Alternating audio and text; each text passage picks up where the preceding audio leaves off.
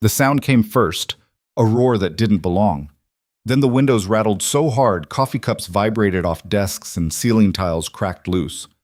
4 military helicopters dropped out of nowhere onto the rooftop helipad like falling anvils, their rotors shredding the wind into chaos. Inside St. Mercy General Hospital's 5th-floor emergency wing, every head turned toward the ceiling as dust rained down and the overhead lights flickered. Then the loudspeaker crackled to life. "We need Angel 6. Immediate emergency extraction. Repeat. Angel 6 to the roof. Now." Doctors froze mid-stride. Nurses looked at each other in confusion. Nobody moved. Nobody knew that call sign. Nobody except one woman standing near the supply closet with a clipboard in her hand and a limp she'd carried for 3 years. Eliza Foster didn't look up. She just closed her eyes and whispered one word under her breath. "No." But the voice on the speaker didn't stop. It came again, harder this time, cutting through every conversation in the building. "Angel 6, this is a code black. Lev's on the line. Respond immediately." And that's when the real story began.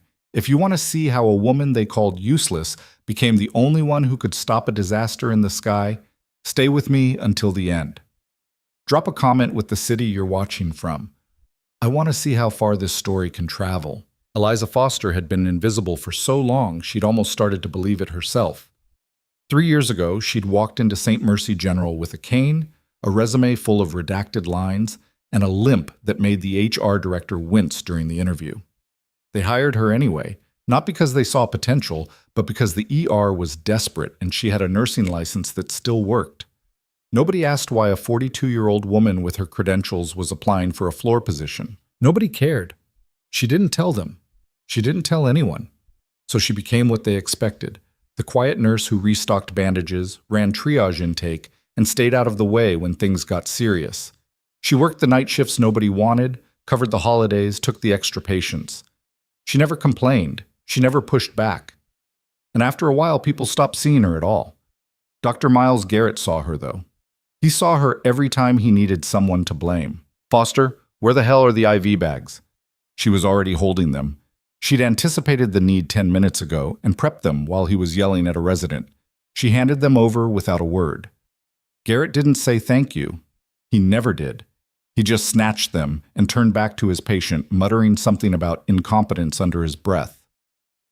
Eliza limped back to the supply station and updated the chart. Her leg ached. It always did after 12 hours on her feet. But she didn't sit.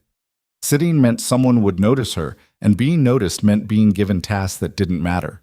It was easier to keep moving. "Hey, Foster." She turned. It was Sam Nguyen, one of the younger nurses. He was holding a coffee cup and looking at her like she was furniture. "Can you cover my last 2 patients? I've got a thing." "Sure." He didn't wait for her to finish the word. He was already gone. Eliza picked up the charts and scanned them. Both patients were stable. One needed a med check in an hour. The other was waiting on discharge papers. Simple. Forgettable. Exactly the kind of work she'd been doing for 3 years. She moved through the halls like a shadow, checking vitals, updating records, answering call lights. Nobody looked at her twice. Nobody asked her opinion. And when Dr. Garrett barked orders at the nurses' station, she stayed quiet and did what she was told. That was the deal. That was survival. But then the helicopters came. It started as a vibration, a low hum that rattled the air vents and made the fluorescent lights buzz. Eliza was at the nurses' station, logging a discharge, when the first tremor hit. She glanced up. So did everyone else. "What the hell is that?" someone said. Then the windows exploded inward, not shattered, but flexed so hard the frames groaned, and the noise became a scream. Rotors. Close. Too close. Eliza's hand went to the edge of the desk. She knew that sound. She knew it in her bones, in the scar tissue that ran up her left thigh, in the dreams that still woke her up at 3 a.m. drenched in sweat. "Helicopters," she said quietly. Nobody heard her. They were already running to the windows. 4 Marine UH-1Y Venoms touched down on the rooftop helipad in perfect formation, their skids slamming onto the concrete with enough force to crack it. Dust and debris exploded outward. The emergency lighting kicked on. And then the loudspeaker crackled. "We need Angel 6. Immediate emergency extraction. Repeat. Angel 6 to the roof. Now. The ER went silent. Eliza didn't move. She just stood there, staring at the floor, her hand gripping the desk so hard her knuckles turned white. "Who the hell is Angel 6? Dr. Garrett said. Nobody answered. The speaker crackled again. This time the voice was rougher, edged with desperation. "Angel 6, this is a code black. Multiple casualties. Senator down. We need you airborne in 2 minutes or they're dead. Respond immediately." Eliza's breath hitched, her vision blurred. She felt the old pull, the one she'd buried, the one she swore she'd never answer again. "Foster." She looked up. Dr. Garrett was staring at her. "You know anything about this?" She shook her head. No. It was a lie, and he knew it. But before he could say anything else, the stairwell door slammed open and a Marine in full combat fatigues stepped into the hallway. His uniform was streaked with blood. His face was hard, his eyes scanning the room like a weapon. "Where's Angel 6? Nobody moved. The Marine's gaze swept the room once, twice, and then locked onto Eliza. He walked straight toward her. "Ma'am, we need you now." Eliza shook her head. "You've got the wrong person." "Negative." The Marine pulled a tablet from his vest and held it up. On the screen was a photo. Her, 10 years younger, in a flight suit, standing in front of a Black Hawk with a medkit slung over her shoulder. Beneath the photo, a single line of text. Captain Eliza M. Foster. Call. Sign, Angel 6. Combat Surgical Officer, 75th Ranger Regiment. The room went still. Dr. Garrett stared at her like she'd just grown a second head. "What the hell is this?" The Marine didn't wait for her to answer. "We have a C-130 in the air with 14 casualties. 2 are critical. One's a U.S. Senator. The plane's too damaged to land and we can't stabilize them on the ground. We need a mid-air surgical intervention or they die in the next 30 minutes. Then call a trauma surgeon," Garrett snapped. "We've got 3 on staff." "They can't do what she can." The Marine's voice didn't rise, but it cut through the noise like a blade. "She's the only one certified for high-altitude combat medicine. She's done this before. She's the only one who can do it now." Eliza felt every eye in the room on her. She felt the weight of the past pressing down like a collapsed building. She felt the scar on her leg burning. "I can't," she said. The Marine leaned in. His voice dropped to a whisper, but it was loud enough for her to hear. "Captain Foster, 14 men are dying because their plane got hit on a medevac run. One of them is the guy who carried you out of Helmand after your bird went down. His name is Sergeant Marcus Reeve. He's got a metal shard through his chest and he's asking for you." Eliza's knees almost gave out. Marcus. She hadn't heard that name in 3 years. She'd tried not to think about him, tried not to remember the explosion, the fire, the screaming, tried not to remember the way he dragged her out of the wreckage, with half his ribs broken and his uniform on fire. She looked at the Marine. "Is he alive?" "For now." She closed her eyes, took a breath, and when she opened them again, something in her face had changed. "Get me a direct line to the aircraft," she said. The Marine nodded and pulled a satellite phone from his belt. Dr. Garrett stepped forward. "Hold on, you're not going anywhere. You're a floor nurse. You don't have clearance for—" "She has full federal clearance," the Marine interrupted. "Higher than yours. And if you try to stop her, you'll be answering to the Joint Chiefs." Garrett's mouth opened. Nothing came out. Eliza took the phone. Her hand was steady now. Her voice was cold. "This is Angel 6. Who am I talking to?" A burst of static. Then a voice, strained, barely holding together. "Captain Foster, this is Colonel Vance. We've got a shitstorm up here. 2 patients are coding. The Senator's losing blood faster than we can replace it. We need you on this bird in the next 90 seconds or we're bringing home bodies." Eliza didn't hesitate. "What's your altitude?" 32,000 feet. We're losing cabin pressure. The hull's compromised." "How many wounded?" 14, 2 critical, 5 serious. The rest are stable for now." "Medical supplies?" "We've got a field kit. It's not enough." Eliza turned to the Marine. "I need a full trauma pack. Surgical tools, O-neg blood, plasma, intubation kit, epinephrine, and I need it in 60 seconds. The Marine didn't question her. He just barked into his radio and 2 more soldiers appeared, already hauling equipment. "Doctor." Garrett was still standing there, staring. You can't seriously be considering this. You haven't operated in years. You don't even... Eliza turned to him. Her eyes were flat, empty. The eyes of someone who'd seen too much and stopped caring about fear a long time ago. I've done more trauma surgeries in the back of a Blackhawk than you've done in your entire career. I've operated in sandstorms, under fire, with my hands covered in someone else's blood. I've saved lives you wouldn't even know how to triage. She stepped closer. So if you want to keep talking, go ahead. But those men are going to die while you do it. Garrett stepped back. Eliza turned to the Marine. Let's move. She didn't wait for a response. She just started walking toward the stairwell, her limp more pronounced now, but her pace unrelenting. Behind her, she could hear the whispers starting, nurses murmuring to each other, residents pulling out their phones, someone saying her name like it was a question they didn't know how to answer. She didn't care. She was already gone. The stairwell to the roof was narrow and steep. Each step sent a jolt of pain up her left leg, the old injury flaring like someone was driving nails into her femur. She gritted her teeth and kept climbing. The Marines were behind her, carrying the equipment, their boots hammering the concrete in perfect rhythm. When she pushed through the roof access door, the wind hit her like a physical blow. The helicopters were still running, rotors spinning at full speed, the downwash strong enough to bend the handrail. A Marine officer stood near the lead bird, helmet on, one hand pressed to his ear as he shouted into his radio. He saw her and waved her forward. Eliza crossed the helipad at a jog, her legs screaming in protest.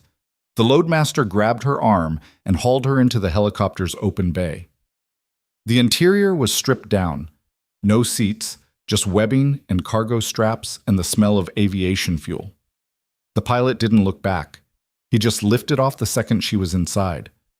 The city dropped away beneath her in a dizzying rush. The hospital became a white square.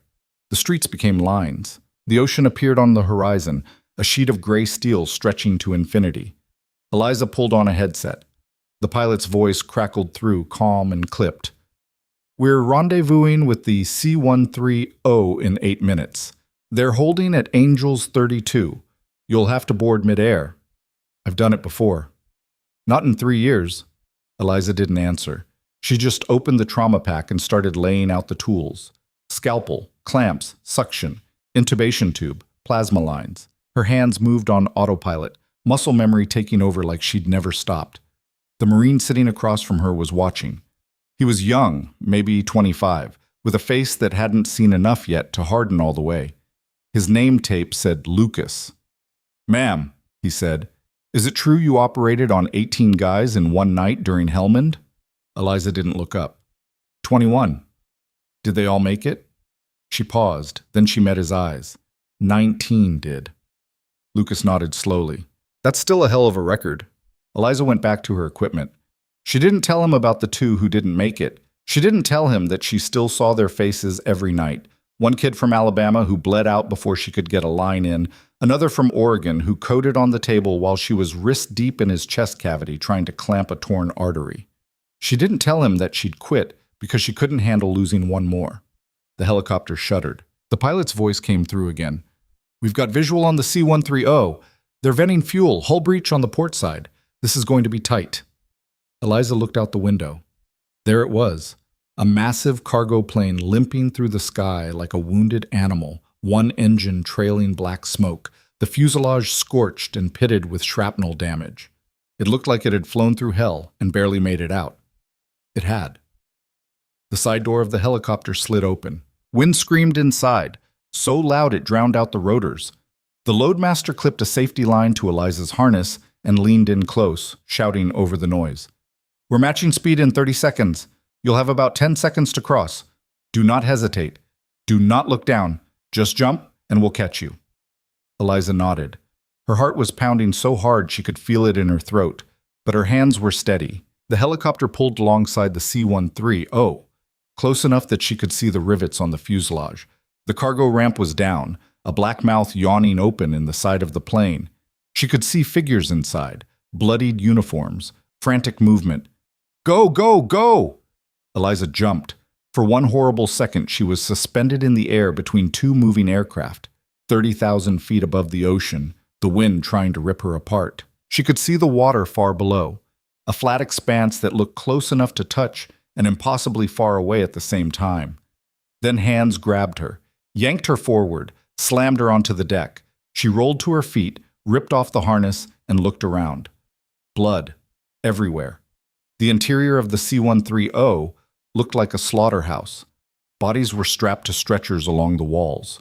Marines slumped against cargo netting, holding pressure on wounds. A man in a suit, Senator Richard Calloway, she recognized him from the news, was laid out on a makeshift gurney, his shirt soaked crimson, an IV line dangling from his arm. His face was the color of old paper. A medic was kneeling beside him, hands shaking as he tried to get another line in. He looked up when Eliza appeared, and the relief on his face was so raw it hurt to see. Thank God. We're losing him. Eliza crossed the space in 3 strides, dropped to her knees, and grabbed the senator's wrist. Pulse was thready, breathing shallow. She ripped open his shirt. Gunshot wound to the upper abdomen, just below the rib cage. Entry wound was small, but the exit wound was a mess. Tissue damage, probable liver involvement, bleeding that wasn't stopping. How long has he been like this? 30 minutes. We've pumped 2 units into him, but it's not enough. Eliza looked at the IV setup. The line wasn't wrong. Too shallow, the catheter slipping. She pulled it out, found the vein again, sank it deep, and taped it down in one smooth motion. Get me another bag of O-neg. And I need suction. Now. The medic scrambled to comply. Eliza turned her head and scanned the rest of the cabin. 14 casualties. Most were conscious, holding it together. 2 were unconscious, and there, in the corner, strapped to a blood-soaked gurney, Marcus Reeve. He looked worse than she'd imagined. A jagged piece of metal, part of the aircraft's hull maybe, was lodged in his chest just below the collarbone. It had gone in at an angle, missing the heart but probably nicking the subclavian artery. Blood was pooling beneath him, dark and steady. He saw her. His eyes were glassy but aware. Eliza? She wanted to go to him, wanted to drop everything and work on him first. But the senator was dying faster. Hang on, Marcus, I'm coming. She forced herself to focus. The senator first. Triage was brutal, but it was absolute. You saved the ones you could save in the order that gave you the most survivors. She grabbed the suction, cleared the wound, and assessed the damage. The bleeding was arterial. She needed to get in there and clamp it, or he'd be dead in minutes. I need a scalpel, clamps, retractors, and someone needs to hold this light steady. A Marine corporal moved in, holding a flashlight. His hand was shaking. Steady, Eliza said. Her voice was calm, cold, the voice she used when everything was falling apart and there was no room for panic. The corporal's hand stopped shaking. Eliza made the incision. Blood welled up immediately, hot and slick. She worked fast, her hands moving with a precision that came from 1,000 hours of practice in conditions worse than this. She found the bleeder, a torn branch of the hepatic artery, clamped it, and tied it off. The senator's pulse steadied. Not much, but enough. Keep pressure here. Don't let up. If he starts to code, you call me immediately. The medic nodded, wide-eyed. Eliza stood, wiped her hands on her pants, and turned to Marcus. She crossed the cabin and dropped to her knees beside him. Up close, the damage was worse. The metal shard was embedded deep, and every breath he took made it shift. Blood bubbled around the edges of the wound. Hey, she said quietly. Marcus managed a weak smile. You look like hell. You look worse. Yeah, well, I got blown up. What's your excuse? Despite everything, Eliza almost laughed. Shut up and let me work. She examined the wound. The shard was lodged against the clavicle, pressing on the artery. If she pulled it out wrong, he'd bleed out in seconds. If she left it in, it would shift with the movement of the plane and kill him anyway. Marcus, I need to remove this. It's going to hurt. It already hurts. It's going to hurt more. He looked at her. Really looked at her, the way he used to back when they were deployed together. Back when they trusted each other with their lives every single day. Do it. Eliza nodded. She positioned her hands, one on the shard, one ready with a clamp. On 3. 1. She pulled. Marcus screamed, blood sprayed. Eliza clamped the artery before the first drop hit the floor, her hands moving faster than thought. She packed the wound, applied pressure, watched the bleeding slow. Hang on. Stay with me. Marcus's eyes were rolling back. Marcus! His gaze snapped to hers. You don't get to die. Not after you dragged my ass out of that fire, you hear me? You don't get to quit. He nodded. Barely. Eliza worked in silence, stitching the artery, closing the wound layer by layer. Her hands were covered in blood. Her scrubs were soaked. She didn't care. When she finally sat back, Marcus was still breathing, still alive. She looked around the cabin. The senator was stable.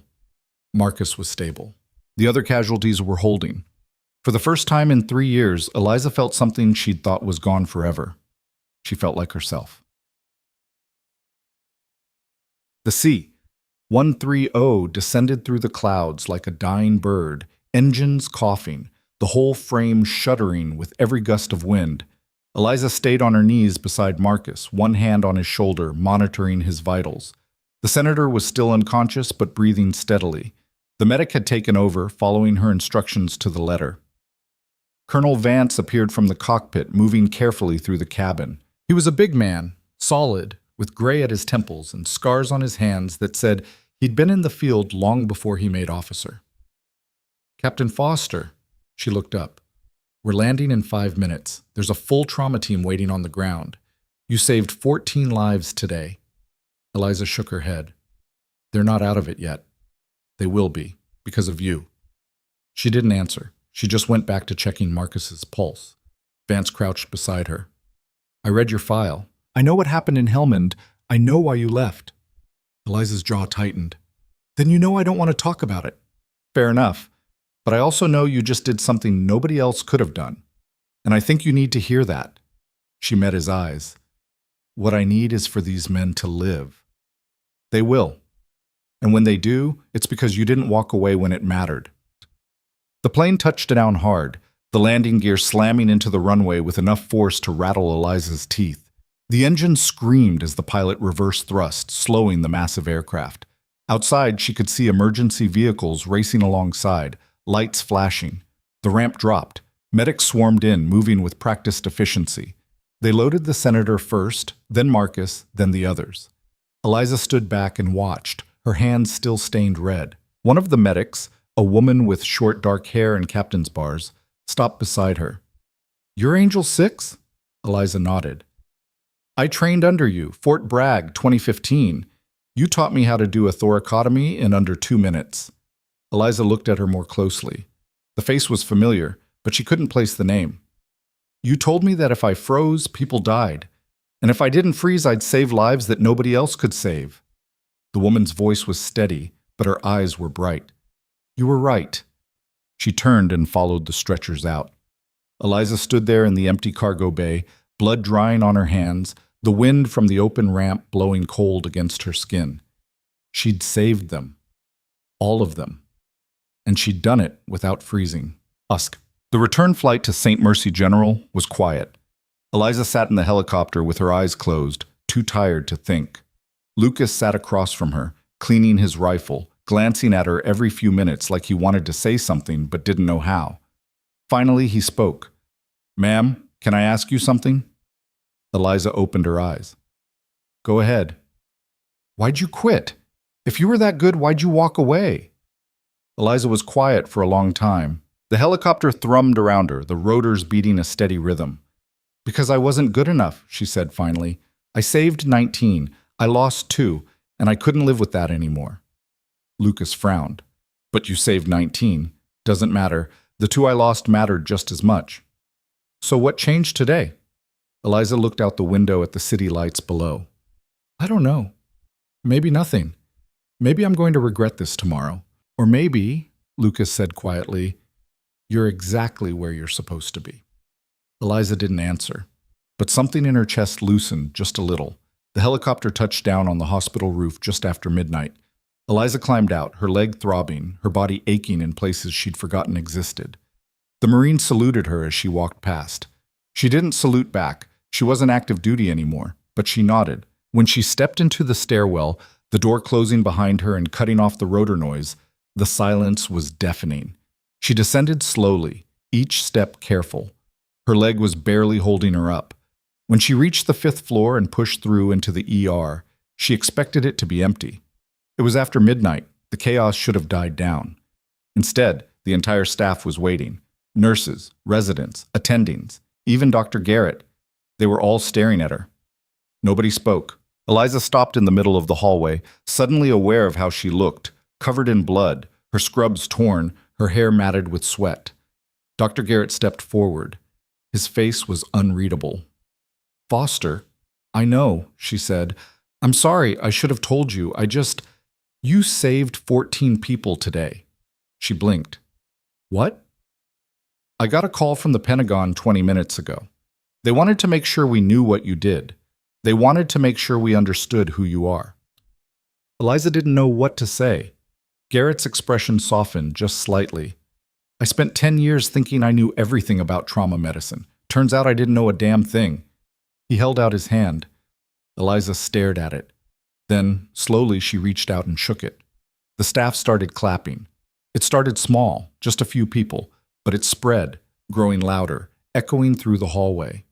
Eliza felt something crack open inside her, something she'd kept locked down for 3 years. She wasn't invisible anymore. But before she could say anything, before she could even process what was happening, the loudspeaker crackled to life again. "Code Blue, I see you. Code Blue, I see you. All available personnel respond immediately." The applause stopped. Eliza's head snapped up. "I see you." That was where they'd taken Marcus. She didn't think. She just ran. Her legs screamed. She ignored it. She hit the stairwell at a sprint, taking the steps 2 at a time, her heart hammering. When she burst into the ICU, the scene was chaos. Alarms were blaring, nurses were scrambling, and there, on the bed, Marcus was seizing, his body arcing off the mattress, monitors screaming. "What happened?" Eliza shouted. A resident looked up, panicked. "He's coding. We don't know why. He was stable and then—" Eliza shoved past him and grabbed the chart. She scanned it in seconds. Then she saw it. The clamp. The one she'd placed on his subclavian artery. It had slipped. He was bleeding internally, and fast. "Get me an OR. Now." "We don't have one available." "Then make one available or he dies in the next 3 minutes."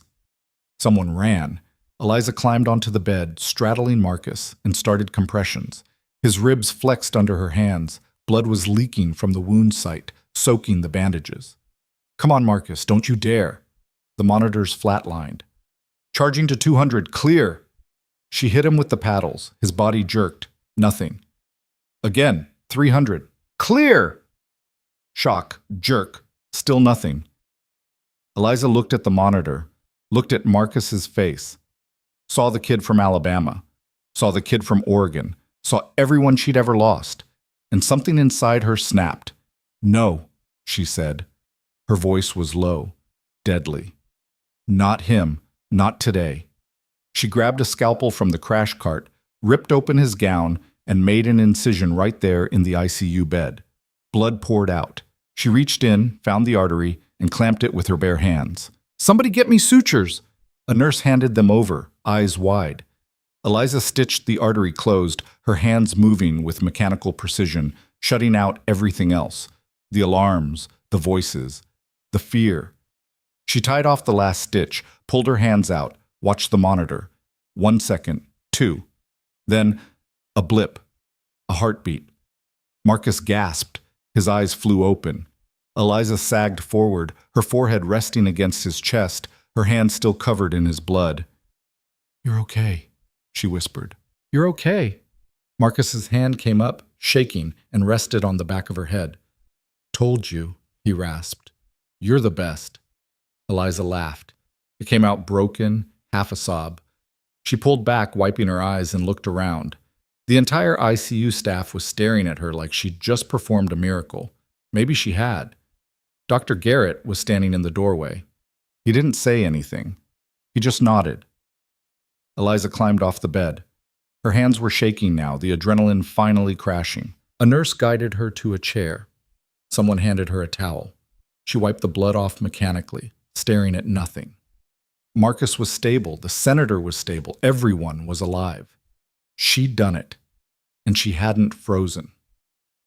A few hours later, when the sun started to rise and the ICU finally quieted down, Eliza found herself standing on the hospital roof again. The helicopters were gone. The helipad was empty. The city stretched out below her, waking up. Her phone buzzed. She pulled it out. A text from an unknown number. Captain Foster. This is Colonel Vance. The senator is awake. He wants to meet you. And the Joint Chiefs want to talk. Call me when you're ready. Eliza stared at the message for a long time. Then she put the phone away and looked out at the horizon. She wasn't ready. Not yet. But maybe, for the first time in 3 years, she could be. Behind her, the roof access door opened. She turned. It was Marcus. He was in a wheelchair, an IV pole attached, a nurse pushing him. He looked like hell, but he was smiling. They said you were up here. You should be in bed. Yeah, well, I don't take orders well. Eliza almost smiled. Marcus gestured for the nurse to leave them alone. She hesitated, then wheeled him closer and stepped back inside. He looked up at Eliza. Thank you. You already thanked me. No, I mean for coming back. I know what it cost you. Eliza's throat tightened. You would have done the same. Maybe. But I didn't have to. You did. They sat in silence for a while, watching the sun climb higher. Finally, Marcus spoke again. They're going to want you back, you know. The military, the hospital, everyone. I know. What are you going to do? Eliza didn't answer right away. She thought about the 2 she'd lost. She thought about the 19 she'd saved. She thought about the 14 she'd saved today, and the 2 she'd saved tonight. She thought about the woman she used to be, and the woman she'd become, and the woman she might still be able to be. I don't know, she said finally, but I'm not running anymore. Marcus nodded. Good, because the world needs more people like you. Eliza looked at him. People like me get people killed.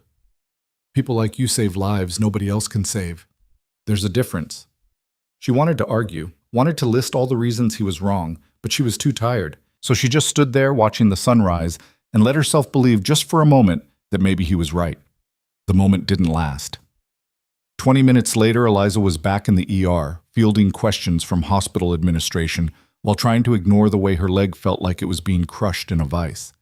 The adrenaline had worn off completely now, leaving nothing but exhaustion and pain that radiated from her hip to her ankle with every step. Margaret Holloway, the hospital's chief operating officer, stood in front of her with a tablet and an expression that looked like she'd just discovered a bomb in the supply closet.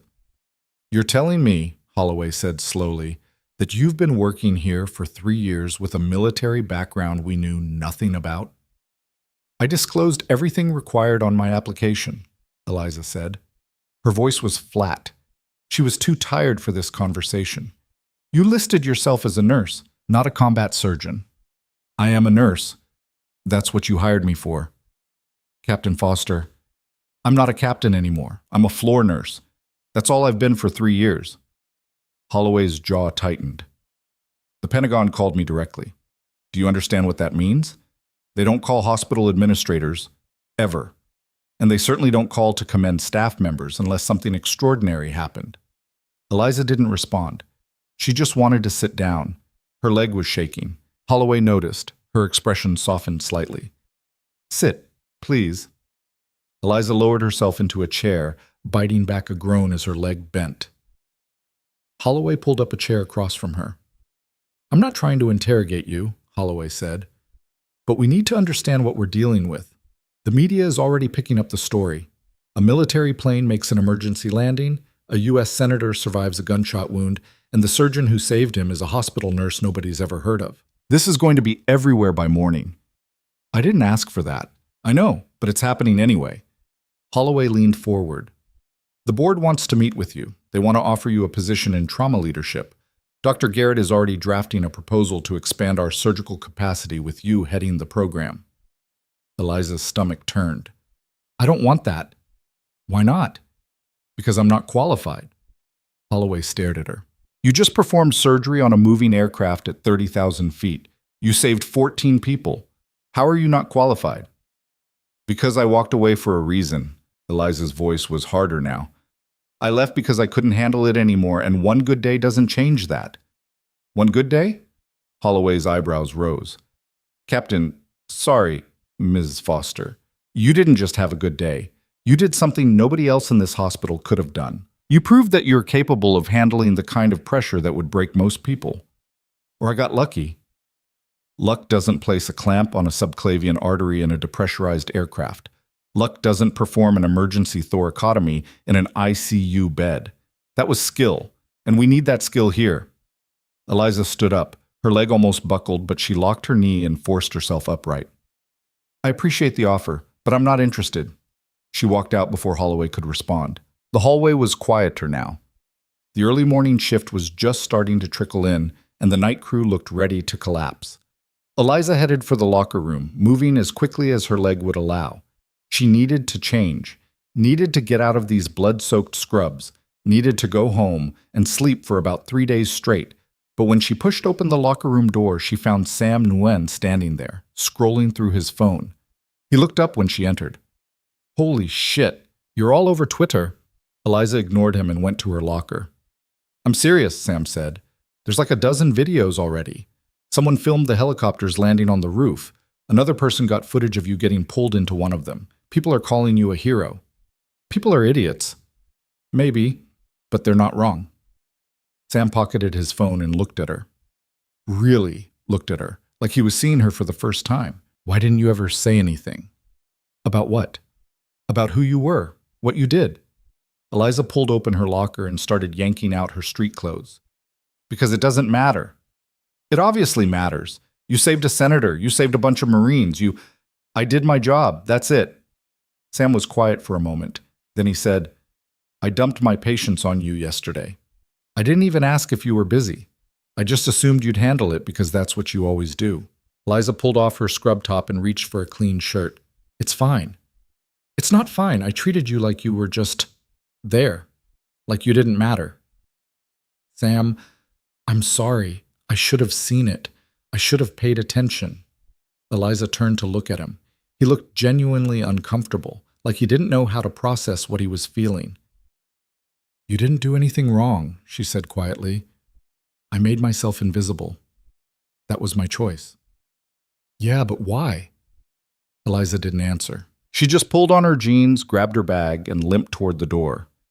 Foster, Sam called after her. For what it's worth, I'm glad you're not invisible anymore. She paused in the doorway. Didn't turn around, just nodded once and walked out. The parking garage was cold and dimly lit.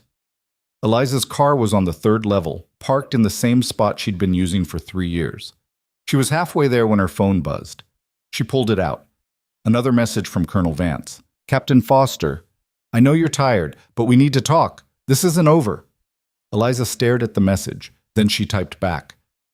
I'm not coming back. Find someone else. She hit send and shoved the phone into her pocket.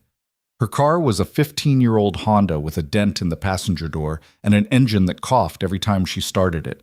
She climbed in, tossed her bag onto the passenger seat, and sat there for a moment with her hands on the wheel. She felt hollowed out, empty, like she'd used up everything she had and there was nothing left. Her phone buzzed again. She almost ignored it, almost threw the damn thing out the window. But something made her look. It wasn't Vance this time. It was Marcus. You okay? Eliza stared at the screen. Her fingers hovered over the keyboard. Finally, she typed back, No. The response came almost immediately. Yeah, me neither. Despite everything, Eliza smiled. Just a little. She started the car and drove home. Her apartment was a 1-bedroom walk-up in a neighborhood that was trying very hard to gentrify and failing. The building smelled like old carpet and somebody's burnt dinner. The elevator was broken, as usual, so she took the stairs. By the time she reached the 3rd floor, her leg was screaming and she was pretty sure she was going to pass out. She unlocked her door, stepped inside, and immediately collapsed onto the couch. She didn't bother turning on the lights. Didn't bother taking off her shoes. She just lay there in the dark, staring at the ceiling, trying to process everything that had happened in the last 12 hours. Her phone buzzed again. She groaned and pulled it out. This time, it was a news alert. Breaking.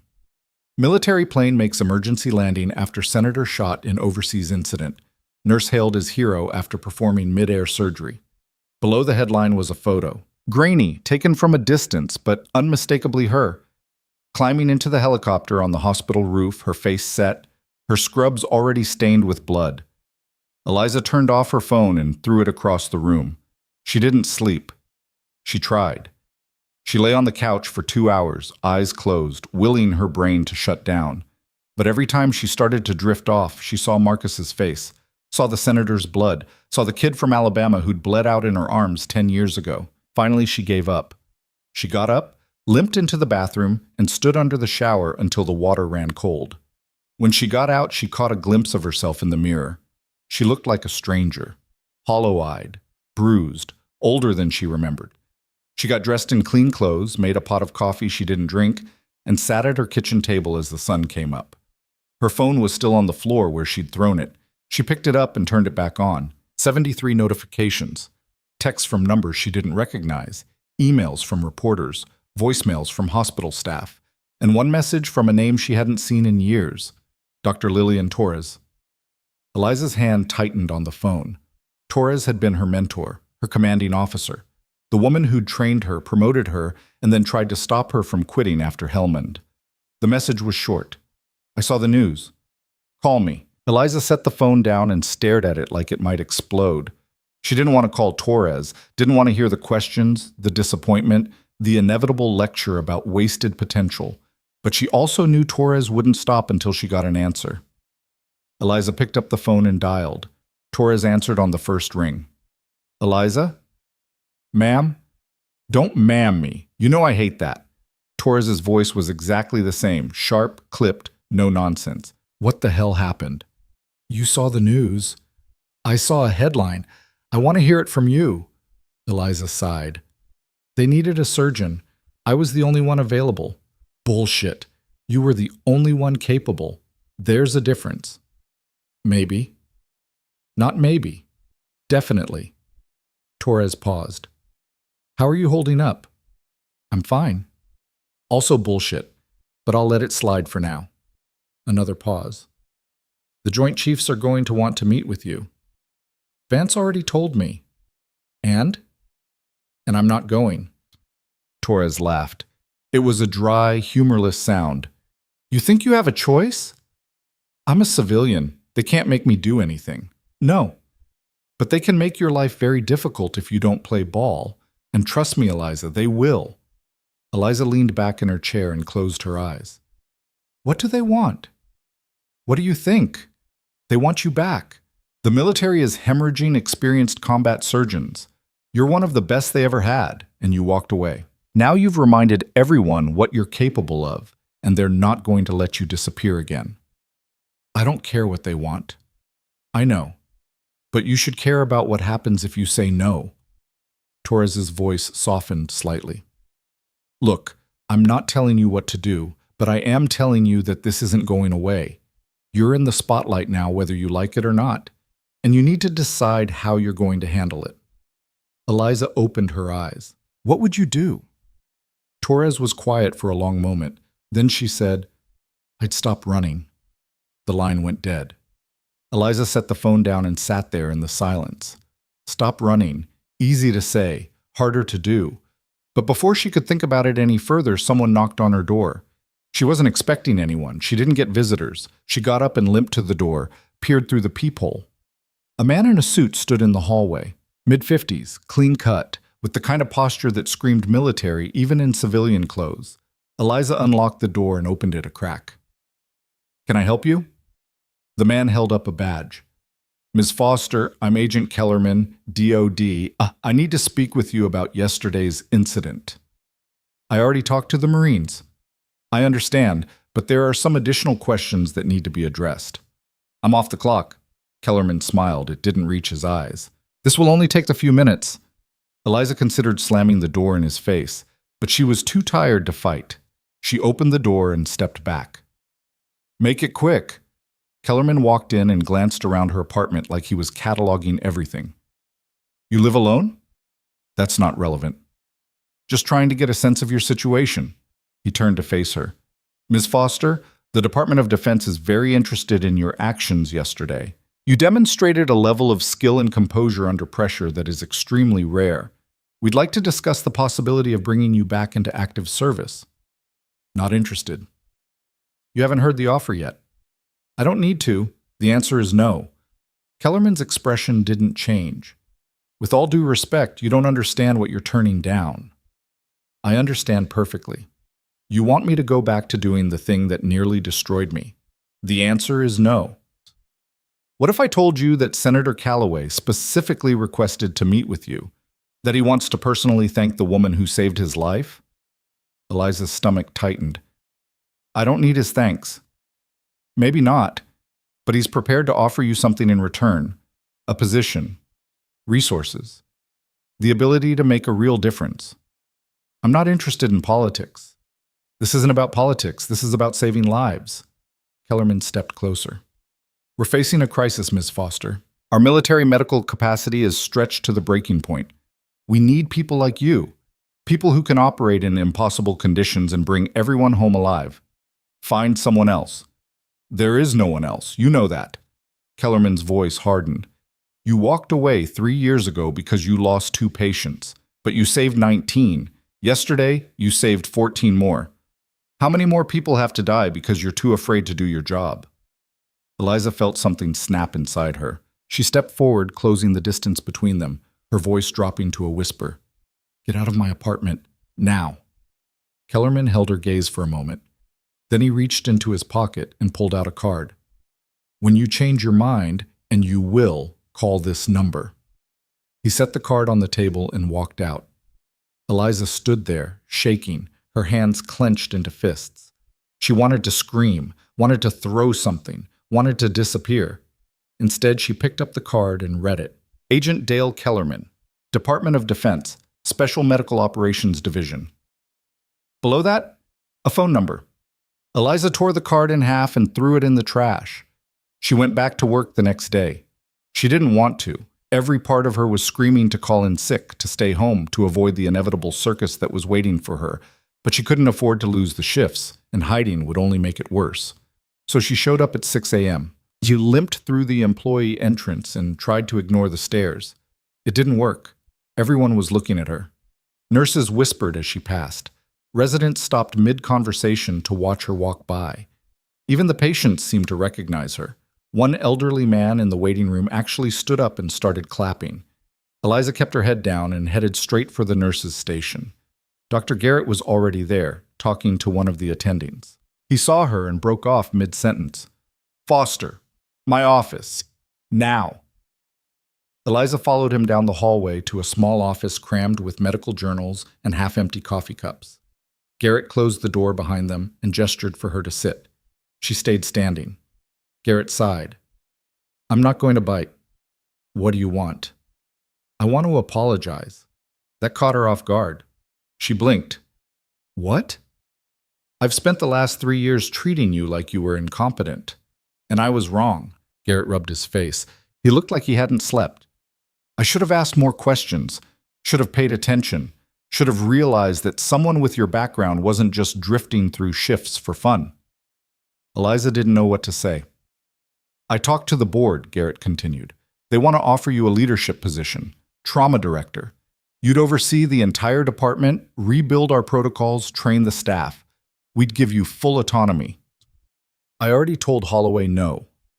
I know, but I'm asking you to reconsider. Garrett leaned against his desk. This hospital needs you. I need you. And whether you want to admit it or not, you need this too. You don't know what I need. Maybe not, but I know what I saw yesterday. I saw someone who came alive the second the pressure was on. Someone who thrives in chaos. You can pretend you're happy restocking bandages and running triage, but we both know that's a lie. Eliza's jaw tightened. I'm done with that life. Are you? Because from where I'm standing, it looks like that life just came back and reminded you who you really are. Before Eliza could respond, the door opened. Margaret Holloway stepped in, followed by 2 men in suits Eliza didn't recognize. Miss Foster, Holloway said. These gentlemen are from Senator Calloway's office. They'd like a word. Eliza felt the walls closing in. One of the men stepped forward. He was younger than Kellerman, maybe 40, with sharp eyes and a smile that looked practiced. Miss Foster, I'm David Pritchard, the Senator's Chief of Staff. Senator Calloway is awake and stable, and he's asked to meet with you personally. Would you be available this afternoon? I'm working. We can arrange for coverage, Holloway said quickly. Eliza shot her a look. Holloway didn't flinch. Pritchard smiled. The senator is very grateful for what you did. He'd like to express that gratitude in person, and he has a proposal he'd like to discuss with you. I'm not interested in proposals. I think you'll want to hear this one. Pritchard's smile widened. The senator is prepared to fund a new trauma wing at this hospital. State-of-the-art equipment, expanded capacity, full staffing, but only if you agree to lead it. Eliza stared at him. You're bribing me. We're offering you an opportunity to save more lives. There's a difference. No, there isn't. She turned and walked out. Behind her, she could hear Holloway calling her name, but she didn't stop. She just kept walking, ignoring the pain in her leg, ignoring the stairs, ignoring everything. She made it to the stairwell before her leg gave out completely. She collapsed against the wall, gasping, her vision blurring. The pain was so intense she thought she might throw up. Footsteps echoed above her. Someone was coming down the stairs. She tried to stand, couldn't. The footsteps stopped. A voice said, "Jesus, Foster?" She looked up. It was Marcus. He was still moving slowly, one hand pressed to his chest where the wound was, but he was on his feet. "What are you doing out of bed?" she managed. "Could ask you the same thing." Marcus lowered himself onto the step beside her, wincing. "You look like hell." "You look worse." "Fair." He was quiet for a moment, then he said, "They're not going to leave you alone, you know." "I know. So what are you going to do?" Eliza leaned her head back against the wall. "I have no idea." Marcus nodded. "For what it's worth, I think you should take the job." "I didn't ask for your opinion." "Yeah, well, you're getting it anyway."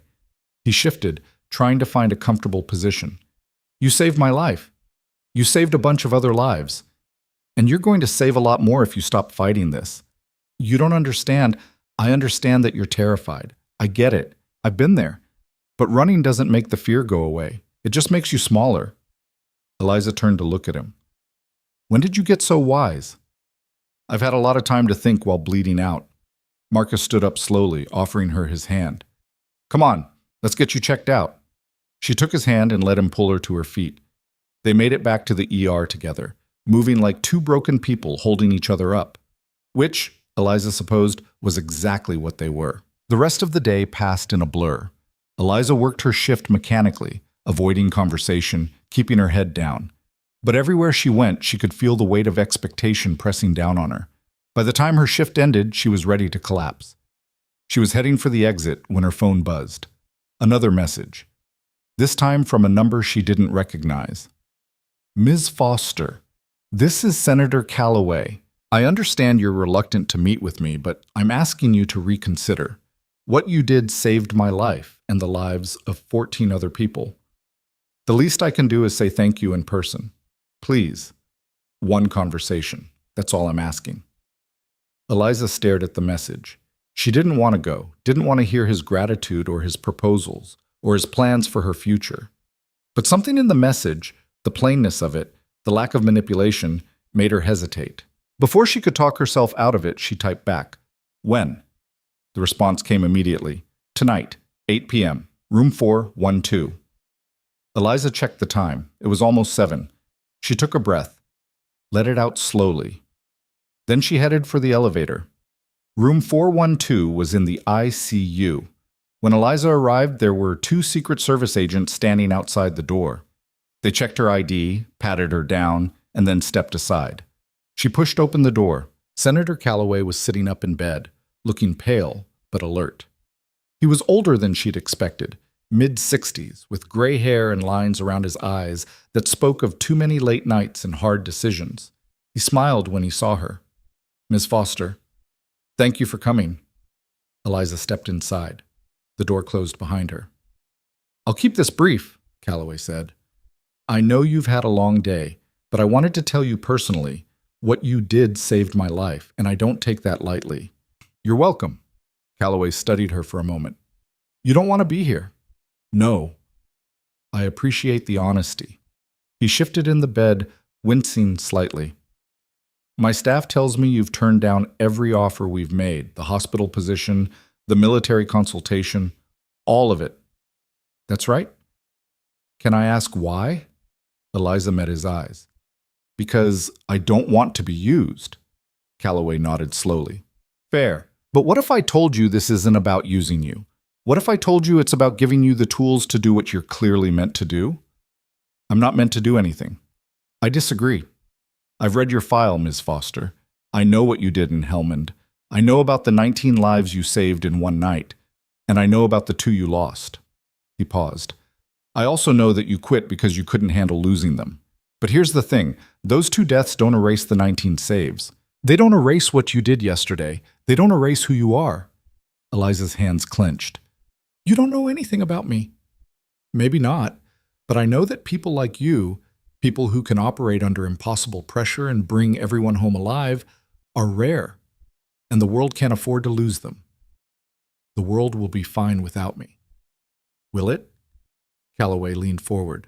How many people died yesterday because there wasn't someone with your skills on the ground when they needed it? How many will die tomorrow? Next week? Next year? Eliza didn't answer. Calloway pulled a folder from the bedside table and held it out. This is a proposal, not from me. From the DoD, the Joint Chiefs, and the Surgeon General. They want to create a new rapid response medical unit. Elite combat surgeons who can deploy anywhere in the world within hours. They want you to lead it. Eliza didn't take the folder. I already said no. I know, but I'm asking you to read it anyway. Because if you don't, people are going to die who didn't have to. He set the folder on the bed between them. Eliza stared at it. Then she turned and walked out. She made it halfway down the hall before her phone rang. She pulled it out. Unknown number. She almost didn't answer, but something made her pick up. Foster. A voice she didn't recognize. Male, calm, professional. Ms. Foster, this is Major General Ryan Caldwell. I'm the commander of Special Operations Medical Division. I need you to listen very carefully. We have a situation. Eliza's stomach dropped. What kind of situation? There's been an incident. A field hospital in a conflict zone was hit. We have 23 casualties, multiple critical, and no surgeon on site capable of handling the volume. We're evacuating them now, but they won't survive the flight without immediate intervention. Call someone else. There is no one else. Not with your skill set. Not in the time we have. I said no. Miss Foster, these are American soldiers. Kids, most of them. And they're going to die unless you help them. Eliza closed her eyes. Her hand tightened on the phone. Where are they? Inbound to Andrews Air Force Base. ETA 90 minutes. We can have a helicopter at your location in 15. She should say no. Should hang up. Should walk away. But she didn't. I'll be on the roof. She ended the call and started walking. The helicopter was waiting when she reached the roof. Same model as before. Same loadmaster. Different crew. They didn't ask questions. They just pulled her aboard and lifted off into the night sky. Eliza strapped herself in and tried to ignore the way her hands were shaking. She'd said yes. Again. Despite everything she'd told herself, despite every promise she'd made to stay away, she'd said yes. The loadmaster handed her a headset. A voice crackled through immediately. Captain Foster, this is General Caldwell. We're uploading the casualty manifest to your tablet now. Eliza pulled the tablet from the pack they'd given her and scanned the data. 23 names, ages ranging from 19 to 34. Injuries listed in clinical shorthand that painted a picture she knew too well. Shrapnel wounds, blast trauma, penetrating injuries, burns. 3 were marked critical. 2 were marked expectant, military speak for probably going to die. What hit them? She asked. Mortar strike on a forward operating base. Direct hit on the medical tent. Caldwell's voice was steady, but there was an edge to it. They had 1 surgeon on site. He's dead. The medics did what they could, but they're overwhelmed. How long since the strike? 4 hours. 4 hours. Long enough for shock to set in. Long enough for internal bleeding to become catastrophic. Long enough for infections to take root in open wounds. What's my setup at Andrews? We're clearing Hangar 7. Full surgical suite, trauma bays, blood bank. You'll have a team of nurses and residents standing by, but you're the only qualified surgeon on site until we can get more people in from Bethesda. How long for backup? 2 hours minimum. Eliza closed her eyes. 23 patients, 2 hours, 1 surgeon. The math was brutal. I need to prioritize, she said. Send me vitals on the critical cases. Real-time monitoring if you've got it. Stand by. The tablet updated. 3 files expanded with streaming data. Heart rates, blood pressure, oxygen saturation. She watched the numbers and felt her stomach tighten. Patient 1. Private Danny Orozco, age 20, had a tension pneumothorax. His oxygen sat was dropping. If she didn't decompress his chest in the next 30 minutes, he'd suffocate. Patient 2, Corporal Genowick, age 24, had an abdominal wound with signs of liver laceration. Blood pressure was dropping steadily. She was bleeding out internally. Patient 3, Sergeant First Class Andre Hollins, age 31, had burns over 40% of his body and was showing signs of septic shock. All 3 were dying. All 3 needed immediate intervention, and she couldn't be in 3 places at once. General, I need more hands. Pull anyone with trauma experience. Residents, nurses, medics. I don't care if they're qualified or not. If they can follow instructions, I need them. Already done. We're mobilizing everyone we can. The helicopter banked hard. Below, the lights of the city gave way to darkness, then to the sprawling complex of Andrews Air Force Base. She could see the runway lit up like a highway, and beyond it, the massive bulk of Hangar 7 with its doors open wide. They touched down on the tarmac beside the hangar. Eliza jumped out before the skids fully settled and ran toward the building, her legs screaming with every step. Inside, controlled chaos. Gurneys were being wheeled in from a C-17 that had just landed. Medics shouted updates. Nurses prepped IV stations. And in the center of it all, 3 surgical bays hastily assembled with equipment that looked like it had been pulled from a dozen different hospitals. A woman in surgical scrubs jogged up to her. Captain's bars on her collar. Name tape that read Morrison. Your Foster? Yeah. I'm the head or nurse. We've got your bays set up. What do you need? Who's my best resident? Morrison pointed to a young man in his late 20s who was frantically organizing instrument trays. Dr. Patel. He's second-year surgical, but he's got steady hands. Get him prepped for Bay 2. He's going to operate under my direction. Morrison's eyes widened. He's never done a solo trauma. He's not going solo. I'm going to walk him through it step by step, but I need him ready in 5 minutes. Morrison nodded and ran. The first gurney came through. Private Orozco. His face was gray, his breathing labored. The medic beside him was doing chest compressions. He arrested 2 minutes ago, the medic gasped. We got him back, but he's coding again. Eliza grabbed the gurney and yanked it toward Bay 1. Get me a chest tube kit, now. A nurse appeared with the kit. Eliza ripped open Orozco's shirt, found the landmarks between his ribs, and made the incision without hesitation. Blood and air hissed out.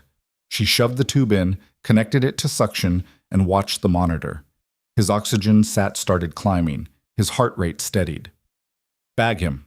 Keep his pressure up. I'll be back in 10 minutes.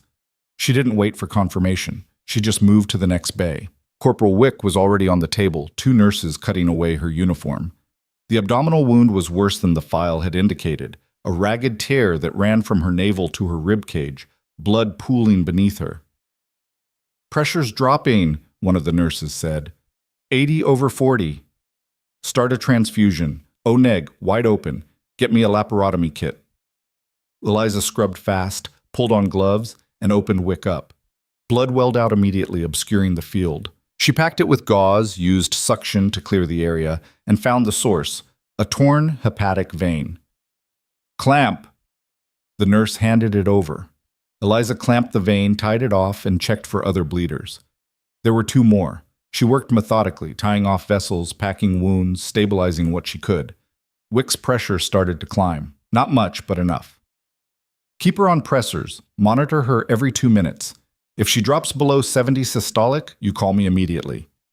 She moved to Bay 3. Sergeant Hollins was conscious, but barely. His skin was charred black in places, raw and weeping in others. The smell hit her first, burned flesh, infection, necrotic tissue. His eyes tracked her as she approached. Ma'am, he whispered. His voice was barely audible. Don't talk. Save your energy. She examined the burns. They were deep. 3rd degree in multiple areas. He needed debridement, grafts, aggressive fluid replacement. But more than that, he needed time. And time was the one thing she couldn't give him. Start him on IV antibiotics, broad spectrum, and get me a burn specialist consult. I don't care if you have to wake someone up. A nurse nodded and grabbed a phone. Eliza turned and scanned the hangar. More gurneys were coming in. She counted them. 15 more patients. Most were stable, but 3 were flagged as urgent. She looked at the clock. 20 minutes since she'd arrived. She'd stabilized 3. She had 20 more to go. And she was already exhausted. Dr. Patel appeared beside her, scrubbed and gowned. He looked terrified. Captain Morrison said you needed me. You ever done a chest decompression? In simulation. Good enough. Bay 4. Marine with a hemothorax. I'm going to talk you through it. Don't think, just do what I say. Patel swallowed hard and nodded. Eliza walked him to the next patient, a lance corporal with a sucking chest wound and a collapsed lung. She positioned Patel's hands, told him where to cut, where to insert the tube, how to check for proper placement. You're doing fine. Keep going. Patel's hands shook, but he followed her instructions. The tube went in, the lung reinflated, the patient's stats stabilized. Good. Now pack the wound and move to the next one. She left him and went back to Orozco. His stats were holding, but he was still unconscious. She checked the chest tube. Output was slowing. Good sign. She adjusted his ventilator settings and moved on. The next 2 hours were a blur. Eliza moved from patient to patient, operating, directing, stabilizing. She lost track of time, lost track of how many wounds she'd closed, how many lines she'd placed, how many times she'd shocked someone back to life. Her leg was beyond pain now.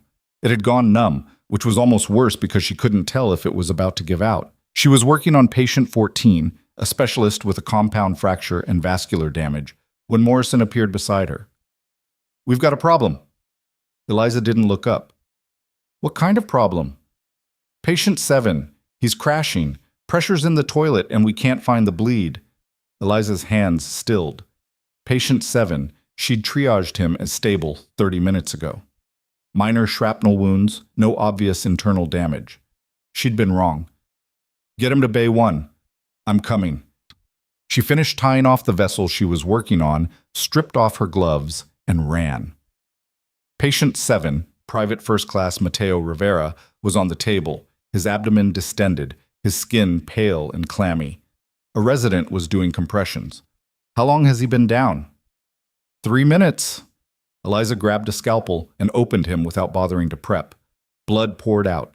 She reached in, felt around, and found it. A torn splenic artery. The shrapnel must have nicked it, and the bleeding had been slow until the artery finally gave way. Clamp. Now. She clamped the artery, but Rivera's heart had already stopped. Charge the paddles. They shocked him. Once, twice, 3 times. Nothing. Again. They shocked him again. The monitor stayed flat. Eliza looked at the clock. 5 minutes down, brain damage was setting in. Even if they got him back, he might not be the same. She put her hands on his chest and started compressions herself. Hard. Fast. Counting in her head. Come on, kid. Don't quit on me. She felt a rib crack under her hands. Didn't stop. Charge again. Maximum. The paddles came up. She shocked him. The monitor blipped. Once, twice, then a steady rhythm. Rivera gasped and his eyes flew open. Eliza sagged against the table, her hands covered in his blood, her arms shaking. Get him stable. I want hourly neurochecks. She walked out of the bay before anyone could see her face. She made it to the bathroom, locked herself in a stall, and threw up. When she came out, Morrison was waiting. You okay? Fine. You don't look fine. I said I'm fine. Eliza pushed past her and went back to the floor. There were still 10 patients waiting. She worked through them mechanically, her hands moving on autopilot, her brain shutting down everything except the immediate task. Suture, clamp, drain, pack, move on. By the time the backup surgeons arrived from Bethesda, Eliza had been operating for 3.5 hours straight. Her scrubs were soaked with blood and sweat. Her leg had given out twice, and she was only staying upright through sheer stubbornness. One of the Bethesda surgeons, a colonel she didn't recognize, took one look at her and said, You need to sit down. I'm fine. You're about to collapse. I said I'm fine. But when she tried to take a step, her leg buckled completely. Morrison caught her before she hit the floor. Get her a chair. Someone brought a chair. Eliza sat down and put her head in her hands. The colonel crouched in front of her. How many did you lose? Eliza looked up. None. None? 23 patients, all alive. 2 are critical but stable. The colonel stared at her. That's not possible. Check the boards. He stood up and walked to the status board on the wall, scanned it, then turned back to her with an expression she couldn't read. You just did what an entire trauma team couldn't have done. Eliza didn't respond. She just sat there, staring at the floor, trying to remember how to breathe. Morrison appeared with a bottle of water. Drink. Eliza drank. The water tasted like metal. General Caldwell wants to talk to you, Morrison said. Tell him I'm busy. He's standing right behind you. Eliza turned. Caldwell was there in full uniform, his face unreadable. Walk with me, Captain. I'm not a captain. Tonight you are. He didn't wait for her to argue. He just started walking. Eliza pushed herself to her feet and followed, limping badly. Caldwell led her outside. The night air was cold and clean, a stark contrast to the smell of blood and disinfectant inside. He stopped near the edge of the tarmac and turned to face her. That was the most impressive thing I've seen in 30 years of service. Eliza didn't answer. You saved 23 lives tonight. Do you understand what that means? It means I did my job. No, it means you did something extraordinary, something most surgeons couldn't do with twice the time and 3 times the resources. Caldwell stepped closer. We need you, Captain Foster. The military needs you. Those kids in there need you. I told you I'm not coming back. And I'm telling you that you don't have a choice anymore. Not after tonight. Caldwell's voice hardened. You've proven that you're the best we have. And we're not going to let you walk away again. Eliza felt something inside her snap. You can't make me do anything. Can I? You're still on the inactive reserve list. I can activate you tomorrow if I want to. Then do it. Court-martial me when I refuse to report. I don't care. Caldwell was quiet for a long moment. Then he said, What are you so afraid of? I'm not afraid. Yes, you are. You're terrified. I can see it. He paused. You think if you go back, you're going to lose someone again. And you can't handle that. Eliza's hands clenched. You don't know anything about me. I know that you quit because 2 people died on your table. I know that you've been punishing yourself for 3 years over something that wasn't your fault. And I know that while you've been hiding, people have been dying who didn't have to. That's not fair. Fair doesn't exist in war. You know that better than anyone. Caldwell's expression softened slightly. I'm not asking you to be perfect.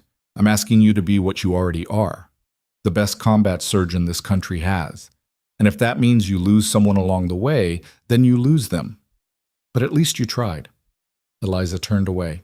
She couldn't look at him anymore. Think about it, Caldwell said. That's all I'm asking. He walked back inside, leaving her alone in the dark. Eliza stood there for a long time, staring at nothing, her mind churning. She'd saved 23 people tonight, 23 kids who would go home to their families because she'd shown up. But she'd almost lost Rivera, and if she'd been 30 seconds slower, he'd be dead. The margin was so thin. The line between life and death was so goddamn thin. Her phone buzzed. She pulled it out. A message from Marcus. Saw the news. You okay? Eliza stared at the message. Then she typed back. I don't know. The response came almost immediately. Where are you? Andrews, I'm coming. You're still in the hospital. I checked myself out. I'll be there in 40 minutes. Eliza almost told him not to come, but she didn't. She just put the phone away and waited. Marcus arrived 37 minutes later in a borrowed car, still moving stiffly but on his feet. He found her sitting on a bench outside the hangar staring at the runway. He sat down beside her without a word. They sat in silence for a while. Then Marcus said, How many? 23. How many did you lose?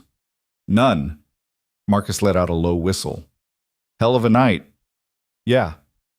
So why do you look like someone died? Eliza didn't answer right away. Then she said, Because I almost lost one. And if I go back, if I do this full time, I'm going to lose more. And I don't know if I can handle that. Marcus nodded slowly. You remember Ahmed? Eliza looked at him. Ahmed. She hadn't heard that name in years. Your translator. Helmund. Yeah, he saved my life. Twice.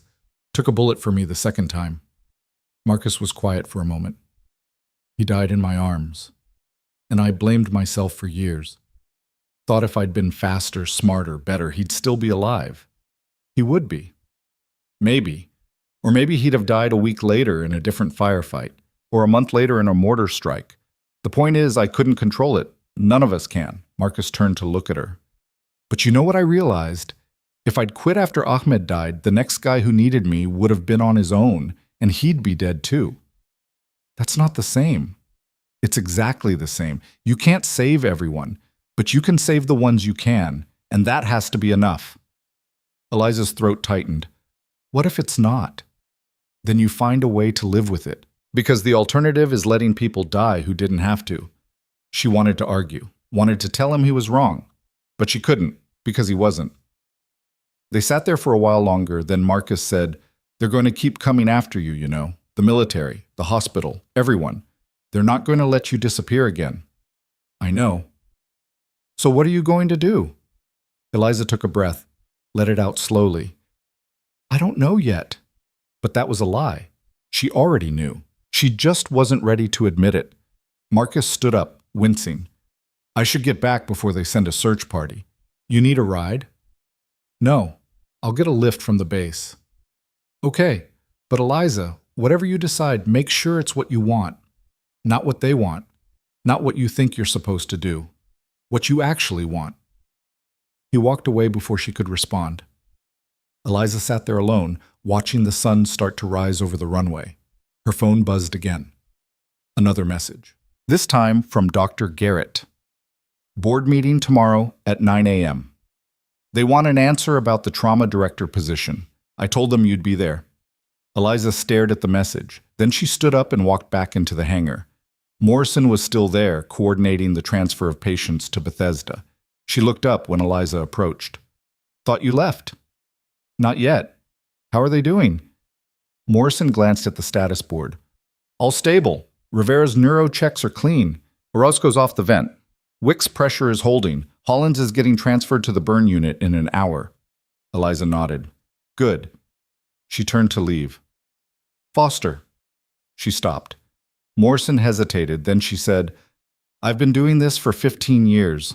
I've worked with a lot of surgeons, and I've never seen anyone do what you did tonight." Eliza didn't know what to say to that. "Just thought you should know," Morrison said. Eliza nodded once and walked out. The helicopter was waiting to take her back to the city. She climbed in, strapped herself down, and closed her eyes as they lifted off. By the time she got home, it was almost 7 a.m. She had 2 hours before the board meeting. She showered, changed into clean clothes, and sat on her couch staring at the wall. Her phone kept buzzing. Messages from people she didn't know. Reporters asking for interviews, colleagues offering congratulations. She turned it off. At 8:45, she left her apartment and drove to the hospital. The boardroom was on the top floor. When she arrived, Margaret Holloway was waiting outside. "You came.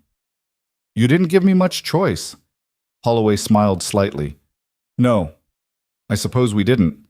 She opened the door. "They're ready for you." Eliza walked in. The room was full. Hospital board members, department heads, Dr. Garrett, Senator Callaway's chief of staff, Pritchard, and at the head of the table, Senator Callaway himself, looking pale but alert. Everyone stood when she entered. Eliza stopped just inside the door. "What is this?"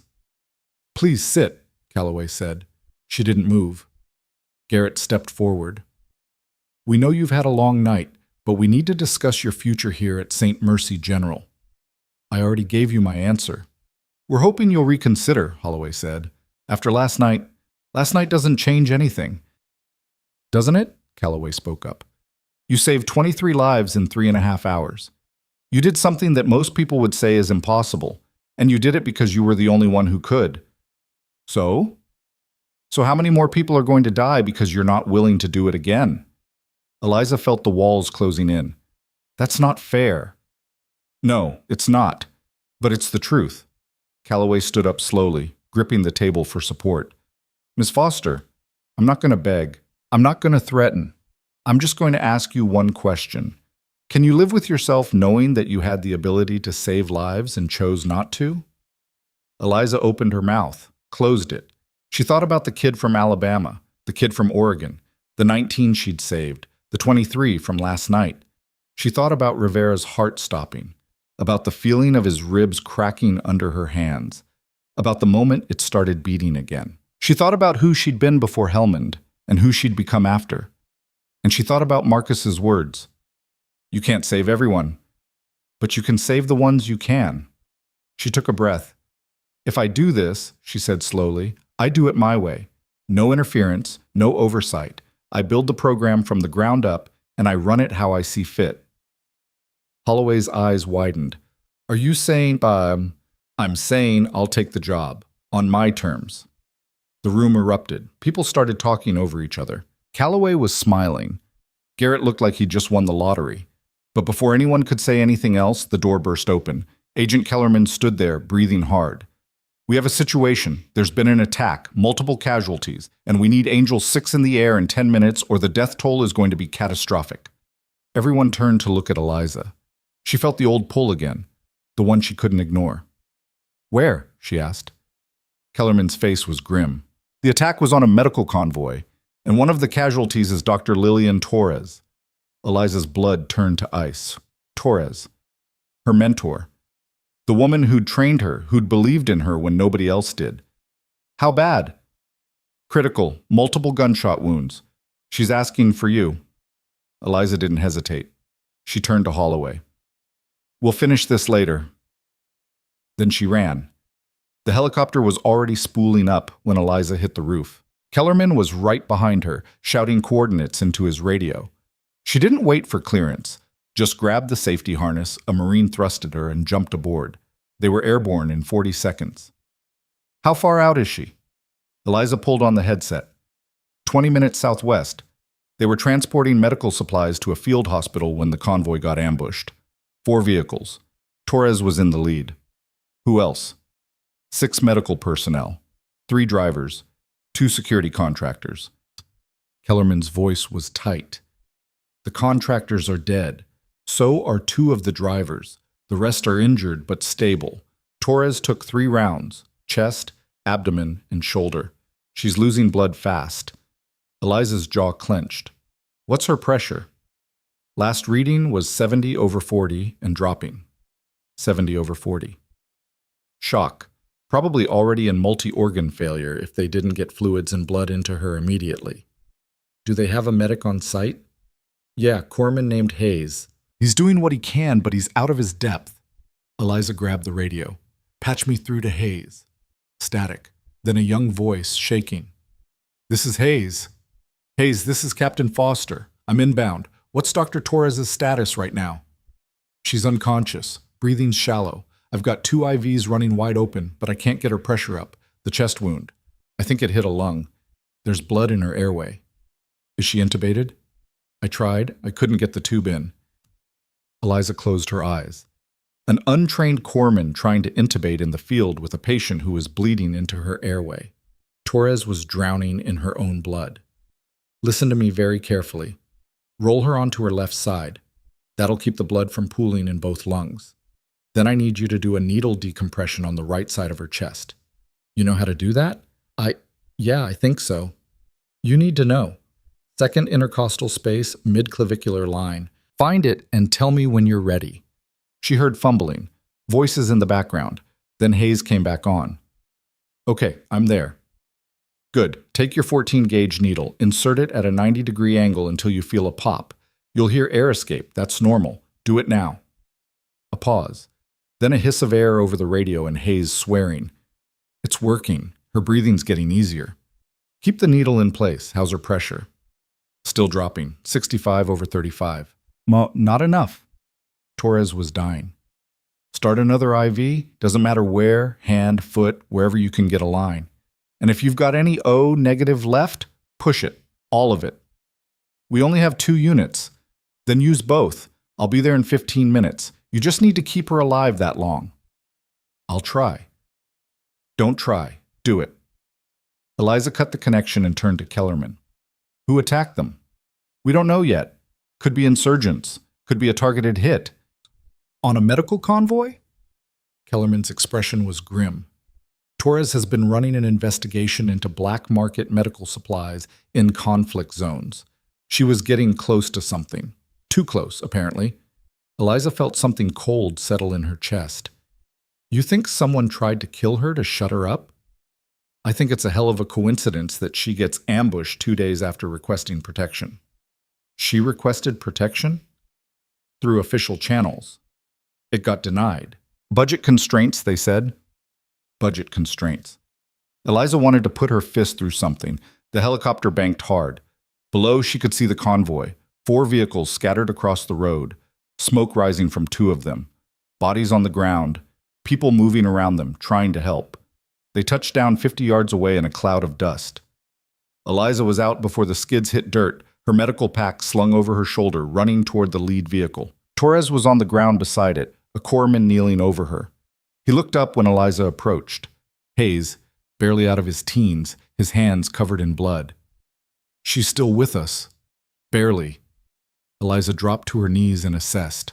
Torres was gray, her breathing rapid and shallow. The needle decompression was holding, but blood was leaking from all 3 wounds. Her pressure was probably in the basement. Good work keeping her alive, Eliza said. Now move.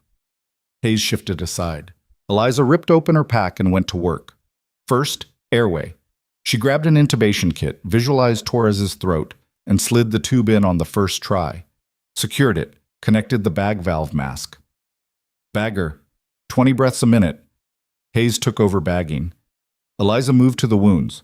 The shoulder wound was through and through relatively clean. The abdominal wound was worse. Entry near the liver, no exit. The bullet was still inside.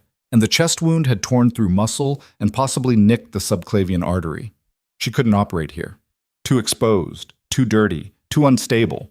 But she couldn't move Torres without stabilizing her first, or she'd bleed out in transit. Eliza made a choice. She packed all 3 wounds with combat gauze, slapped pressure bandages over them, and started another IV in Torres's neck, a central line that would give her direct access to the superior vena cava. I need more O negative. Now! A Marine appeared with 2 units. Eliza hung them both and ran them wide open. Torres's eyelids fluttered. Torres, can you hear me? A weak nod. You're going to be okay. I've got you. Torres's lips moved. Eliza leaned closer. Ambush, Torres whispered. Not random. I know. Don't talk. Save your strength.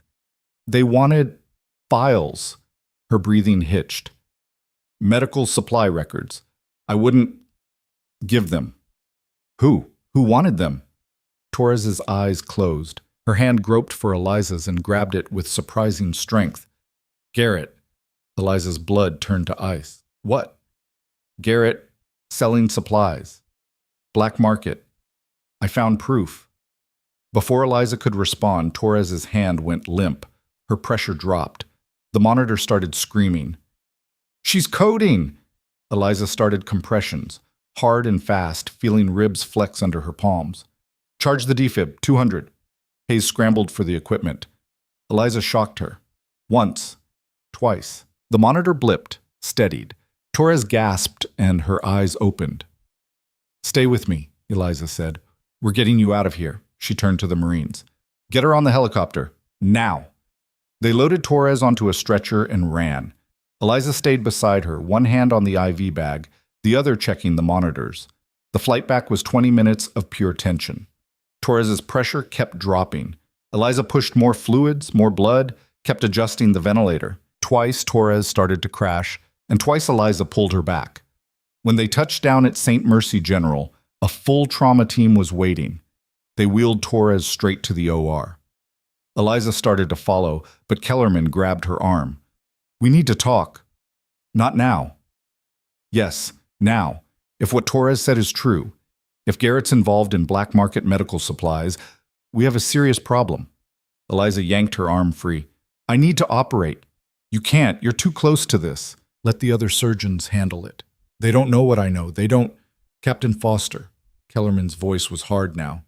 If you operate on Torres and she dies, and it comes out that she accused Garrett of a crime right before you touched her, Every defense attorney in the country is going to scream conflict of interest. You'll destroy any case we might have. Eliza wanted to argue, but he was right. She stepped back. Fine, but I want updates every 10 minutes. Done. She turned and walked away before she could change her mind. The OR gallery was empty. Eliza stood at the window and watched as the surgical team worked on Torres. She recognized the lead surgeon, Dr. Patricia Chen, one of the best trauma surgeons on staff. If anyone could save Torres, it was her. But watching was torture. Every time Torres's pressure dropped, Eliza's hands clenched. Every time the monitors beeped, her heart jumped. After 90 minutes, Doctor, Chen stepped back from the table. She said something to the nurses, then left the OR. Eliza met her in the hallway. How is she? Chen pulled off her surgical cap. Stable. I removed the bullet from her abdomen. It missed the major vessels but did some damage to the liver. We repaired that. The chest wound was worse. The subclavian artery was nicked. We grafted it. She's going to need more surgery later, but she'll live. Eliza sagged against the wall. Thank you. Chen studied her. I heard what happened, that she told you about Garrett. Word travels fast. This is a hospital. Word always travels fast. Chen lowered her voice. Is it true? Is he really selling medical supplies? I don't know, but I'm going to find out. She pushed past Chen and headed for the administrative wing. Garrett's office was on the 3rd floor. When Eliza arrived, the door was open and Garrett was inside, packing files into a box. He looked up when she entered. His face was calm, but there was something in his eyes, a flicker of panic, quickly suppressed. Foster, I heard about Torres. How is she? She's alive.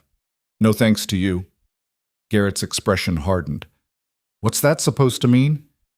It means she told me what you've been doing, selling medical supplies on the black market, supplies that were supposed to go to field hospitals and trauma centers. That's ridiculous. Is it? Because she had proof, records, shipment manifests, and she was about to turn them over to the DOD when she got ambushed. Garrett set down the box. You're making a serious accusation, and you're deflecting. Eliza stepped closer. How long have you been doing it? How many people died because they didn't have the equipment they needed while you were lining your pockets? I don't have to listen to this. No, but you're going to listen to the investigators when they show up. And trust me, they're coming. Garrett's jaw tightened. You think you're so righteous. You walk back in here after 3 years of hiding, and suddenly you're the hero everyone's been waiting for. But you don't know anything about how this place really works. I know enough. Do you? Do you know that this hospital was on the verge of bankruptcy 2 years ago? That we were about to close the trauma wing because we couldn't afford to keep it open? I did what I had to do to keep this place running. By stealing? By making hard choices. Choices you were too cowardly to make. Eliza felt her control slipping. People died because of you. People die every day. At least I tried to save this hospital. You destroyed it. Before Garrett could respond, the door opened behind Eliza. She turned. Kellerman stood there with 2 MPs and a woman in a dark suit, FBI, by the look of her. Dr. Miles Garrett, the woman said, pulling out a badge. I'm Special Agent Ramirez with the FBI. We have a warrant for your arrest on charges of theft of government property, fraud, and conspiracy. Garrett's face went white. This is insane. I haven't done anything. We have documentation that says otherwise. Dr. Torres provided us with detailed records before the attack, shipment logs, financial transactions, everything. Ramirez nodded to the MPs. Take him. They moved forward. Garrett backed up, his hands raised. You can't do this. I have rights. I want a lawyer. You'll get one after processing. Ramirez turned to Eliza. Captain Foster, we'll need your statement. Eliza nodded, unable to speak. They led Garrett out in handcuffs. He was shouting now, demanding to see the warrant, threatening lawsuits. But his voice faded as they took him down the hall. Eliza stood there in the empty office, feeling hollow. Kellerman stepped up beside her. You okay? I don't know. For what it's worth, you did the right thing. Did I? Or did I just destroy someone's life because I wanted revenge? He destroyed his own life the moment he decided to steal medical supplies. You just made sure he faced consequences. Kellerman paused. Torres is going to be okay, by the way. I just got word from the ICU. She's awake. Eliza's head snapped up. Can I see her? She asked for you. Eliza was already moving. Torres was in ICU room 8, surrounded by monitors and IV poles. Her face was pale, but her eyes were clear. She smiled weakly when Eliza walked in. You look terrible. You look worse. Fair. Torres shifted slightly, wincing. I heard you saved my ass, again. You saved mine first, Helmand, remember? That was different. I had backup. Torres's expression grew serious. Did they get him? Yeah, FBI just arrested him. Good. Torres closed her eyes. I've been tracking his operation for 6 months. He was selling to smugglers, warlords, anyone who'd pay. Equipment that was supposed to save lives ended up in the hands of people who were taking them. Why didn't you tell me? Because I didn't know who I could trust. Garrett had connections everywhere.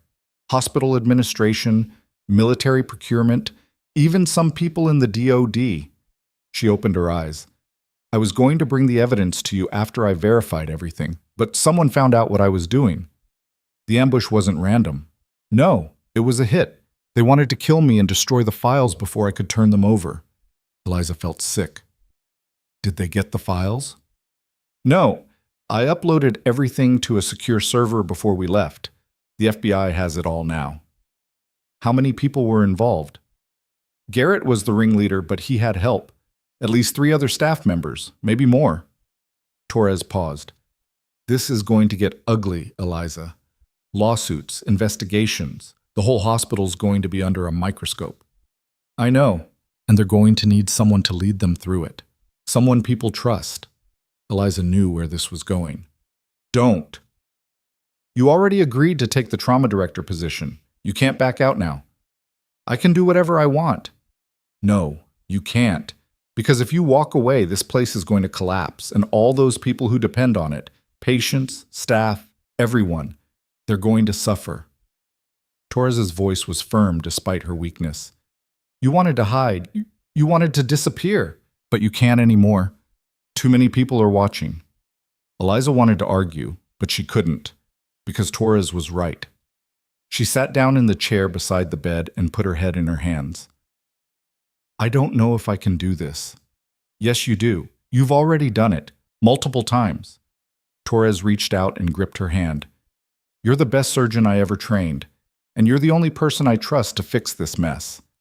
Eliza looked up. What if I fail? Then you fail. But at least you tried. Torres squeezed her hand. Stop being afraid of losing and start being okay with winning. Before Eliza could respond, her phone buzzed. She pulled it out. A message from Margaret Holloway. Emergency board meeting in 1 hour. Your presence is required. Eliza showed Torres the message. Torres smiled. Looks like your quiet life just officially ended. Yeah, I'm starting to notice that. The boardroom was packed when Eliza arrived. Every seat was filled. Hospital administrators, department heads, legal counsel. Even Senator Calloway was there via video conference. Margaret Holloway stood at the head of the table, looking exhausted. Thank you all for coming on such short notice. As you're all aware, Dr. Garrett was arrested this afternoon on federal charges. The FBI is conducting a full investigation into his activities and the hospital's supply chain management. Murmurs rippled through the room. This is going to be a difficult period for Saint. Mercy General, Holloway continued. We're going to face scrutiny from federal regulators, the media, and the public. Our reputation is going to take a hit, and we need to be prepared for that. What about the trauma department? Someone asked. Garrett was the senior attending. Who's going to run it? Holloway looked directly at Eliza. We have someone in mind. Every head turned. Eliza stood up. Before we get into that, I have some conditions. Holloway's eyebrows rose. Conditions? If I'm going to take this position, I need full authority to rebuild the department from the ground up. That means hiring decisions, protocol changes, equipment purchases, all of it goes through me. No oversight, no interference. That's a lot of power for someone who's been a floor nurse for 3 years, one of the board members said. It's also a lot of responsibility. If you want someone else to take it, find them, but I'm not doing this halfway. Holloway looked at the other board members. Then she nodded. Done. What else? I want a direct line to military medical command. If we're going to handle trauma cases effectively, we need to be integrated with their systems. Training, equipment, protocol, everything. Agreed. And I want transparency, full transparency, every supply order, every financial transaction. Every decision that affects patient care gets documented and reviewed. No more black boxes, no more Garretts. Silence. Then Senator Calloway spoke up from the video screen. I think those are reasonable demands, and I'm prepared to support them. One by one, the board members nodded. Holloway extended her hand. Welcome aboard, Dr. Foster. Eliza shook it. The title felt strange. Dr. Foster. She hadn't been called that in 3 years. But it fit. The meeting lasted another hour. They discussed timelines, budgets, staffing. Eliza took notes, asked questions, started building the framework in her mind. When it finally ended, she walked out feeling lighter than she had in years. Marcus was waiting in the hallway. He was leaning against the wall, still looking like he'd been hit by a truck, but grinning. I heard the news. Congratulations. Thanks. What are you doing here? You're supposed to be resting. I got bored. Thought I'd check on you. I'm fine. Yeah, you look it. Marcus pushed off the wall. So what's next? I rebuild the trauma department. Make sure what Garrett did never happens again. Eliza paused. And I stopped running. About damn time. They walked down the hallway together. Eliza's phone buzzed. She pulled it out. Another message. This time from General Caldwell. Captain Foster. The Joint Chiefs have reviewed your file and the events of the past week. They'd like to offer you a dual commission, Civilian Trauma Director at St. Mercy General and Reservist Trauma Consultant for Special Operations Command. You'd maintain your civilian position, but be available for emergency military deployments when needed. No pressure. But we could really use someone like you. Eliza stared at the message. A year ago, she would have deleted it without responding. 6 months ago, she would have said no. But now? She looked at Marcus. They want me back. Officially. Are you going to do it?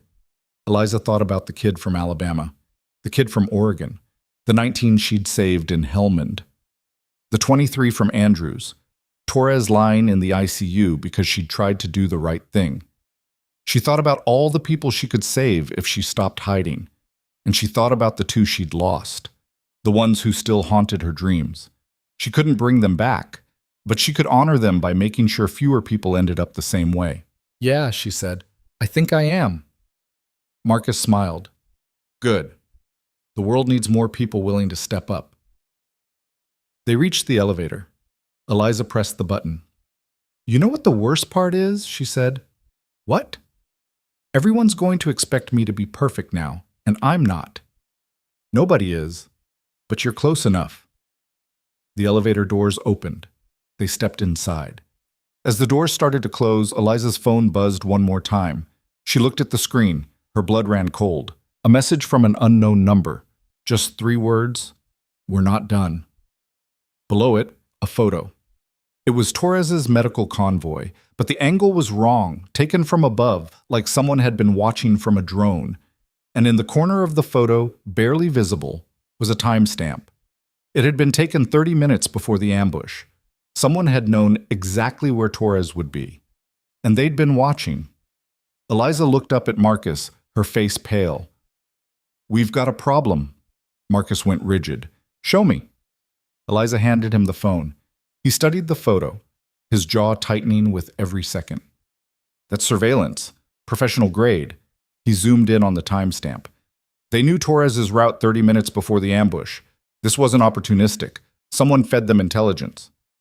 Garrett's in custody. Who else would? Garrett wasn't working alone. Torres said he had people inside the DOD, hospital administration, maybe higher. Marcus handed the phone back. Whoever sent this wants you to know they're still out there, and they're watching. The elevator doors opened on the ground floor. Eliza stepped out, her mind racing. She pulled up Kellerman's number and called. He answered on the first ring. Foster? I just received a threat. Someone sent me surveillance footage of Torres's convoy taken before the attack. Silence. Then, forward it to me. Now. Eliza sent the photo. She could hear Kellerman typing on the other end. We're tracing the number. Stay where you are and don't talk to anyone until... The line went dead. Eliza looked at her phone. No signal. She glanced around the lobby. Other people were checking their phones too, looking confused. Cell towers down, Marcus said quietly. That's not a coincidence. Before Eliza could respond, the hospital's PA system crackled to life. But instead of the usual announcements, there was just static. Then a voice, digitally distorted, unrecognizable. Doctor, Eliza Foster, you have something that belongs to us. Return Dr. Torres's files within the hour, or people start dying. We'll begin with the ICU, second floor, you know where. The PA cut out. Eliza's blood turned to ice. Torres was on the second floor ICU. She was already running before Marcus could grab her arm. Wait, it's a trap. I don't care. She hit the stairwell at full speed, her legs screaming in protest. Marcus was right behind her, shouting into his phone for security, but she couldn't hear him over the blood pounding in her ears. Second floor. She burst through the door into the ICU hallway and froze. The lights were off. Emergency lighting cast everything in red, and at the far end of the hall, 3 figures in tactical gear stood outside Torres's room, their faces covered, weapons drawn. One of them saw Eliza and raised his gun. Marcus yanked her back into the stairwell as gunfire erupted. Bullets punched through the door, splintering the frame. Hospital security is 3 minutes out, Marcus said, breathing hard. We need to hold them off. They're going to kill Torres, and they'll kill you too if you run in there. Marcus grabbed her shoulders. Think. What do they want? The files, Torres's evidence, which the FBI already has. So what's the point of taking hostages? Eliza's mind raced. If the FBI had the files, then demanding them back made no sense. Unless they don't want the files. They want to silence Torres before she can testify. And use you as leverage to get to her. Marcus pulled out his phone. I'm calling this in to the MPs. More gunfire, screaming from down the hall, patients and nurses scrambling for cover. Eliza couldn't wait. She grabbed a fire extinguisher from the wall and stepped back into the hallway. What the hell are you doing? Marcus hissed. Buying time. She pulled the pin and hurled the extinguisher down the hall. It hit the ground and rolled. One of the gunmen turned toward it. Eliza ducked back into the stairwell just as the extinguisher exploded in a cloud of white powder. The hallway filled with chemical fog, obscuring everything. Shouts. Confusion. The gunman couldn't see. Eliza ran. She stayed low, moving along the wall, using the fog as cover. She could hear the gunmen shouting to each other, trying to coordinate, but the fog was thick and disorienting. She reached Torres's room and slipped inside. Torres was sitting up in bed, her eyes wide but alert. A nurse was huddled in the corner, terrified.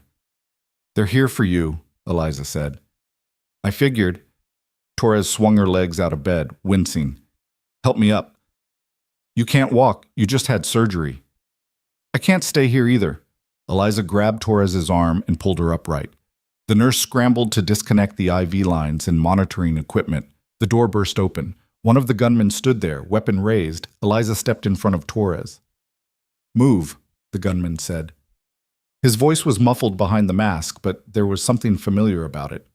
No. He aimed the gun at her head. I said move. Who are you working for? Eliza kept her voice steady. Garrett's already in custody.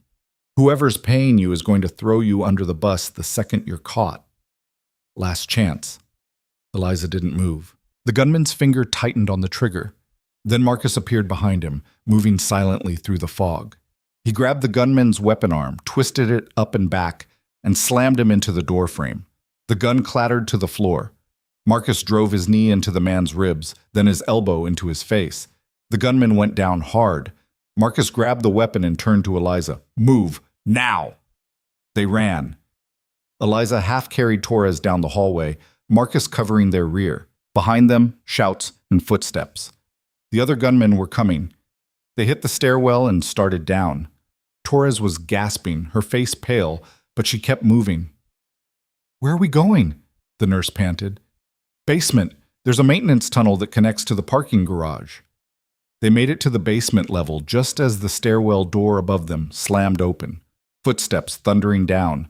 Marcus shoved them toward the maintenance corridor. Go, I'll hold them off. You can't go. Eliza pulled Torres into the corridor. Behind them, gunfire. She forced herself not to look back. The maintenance tunnel was narrow and dimly lit, pipes running along the ceiling, the air thick with the smell of disinfectant and old concrete. Torres stumbled and Eliza caught her. I can't. Yes, you can. Keep moving. They emerged in the parking garage. Eliza's car was 3 rows over. She got Torres into the passenger seat and the nurse into the back. What about Marcus? The nurse asked. Eliza didn't answer. She started the car and punched the accelerator. They cleared the garage just as security vehicles screamed into the hospital entrance, lights flashing. Eliza merged into traffic and kept driving, her hands shaking on the wheel. Torres was slumped against the window, her breathing labored. Where are we going? Somewhere safe. There is no safe, not until we find out who's behind this. Eliza's phone buzzed. She grabbed it. A message from Marcus. I'm okay. 2 hostiles down. Security has the 3rd. But there's something you need to see. Below the text, a photo. It showed the face of the gunman Marcus had taken down, mask removed, identity clear. Eliza nearly drove off the road. It was David Pritchard, Senator Calloway's chief of staff. Torres leaned over and looked at the photo. Her face went white. No, that's impossible. You know him? He's the one who approved Garrett's supply contracts. I thought he was just a bureaucrat caught in the middle, but if he's working with them, then Calloway's entire office might be compromised. Eliza pulled over and called Kellerman. He answered immediately. Where are you? Safe. Did you get the photo Marcus sent? Yeah, we're bringing Pritchard in now, but Foster, there's more. We traced the surveillance photo you received. It came from a secure DoD server. Eliza's stomach dropped. Someone inside the Department of Defense? Looks that way. We're running a full audit, but it's going to take time. Until then, you and Torres need to stay off grid. For how long? As long as it takes. The line went dead again, but this time Eliza saw why. A black SUV had pulled up behind her, blocking her in. 2 men in suits got out. Not the gunmen from the hospital. These looked official, federal. One of them approached her window and held up a badge. Ms. Foster, Special Agent Ramirez, FBI, we need you to come with us. Eliza recognized her, the agent who'd arrested Garrett. Are we under arrest? No, but you're in danger. We have a secure location where you and Dr. Torres can stay until we neutralize the threat. Torres leaned forward. How do we know you're really FBI? Ramirez pulled out her phone and showed them a verification code. Call the field office.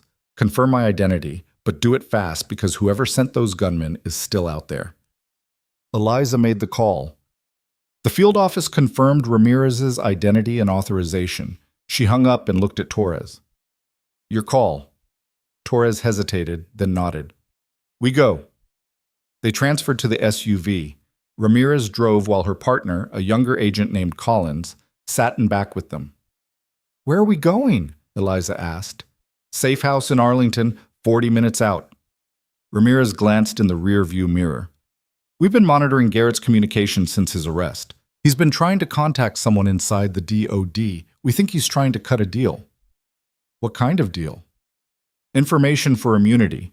He claims he has proof that someone high up in the military has been running the black market operation for years. He was just a middleman. Torres sat forward. Who? He won't say.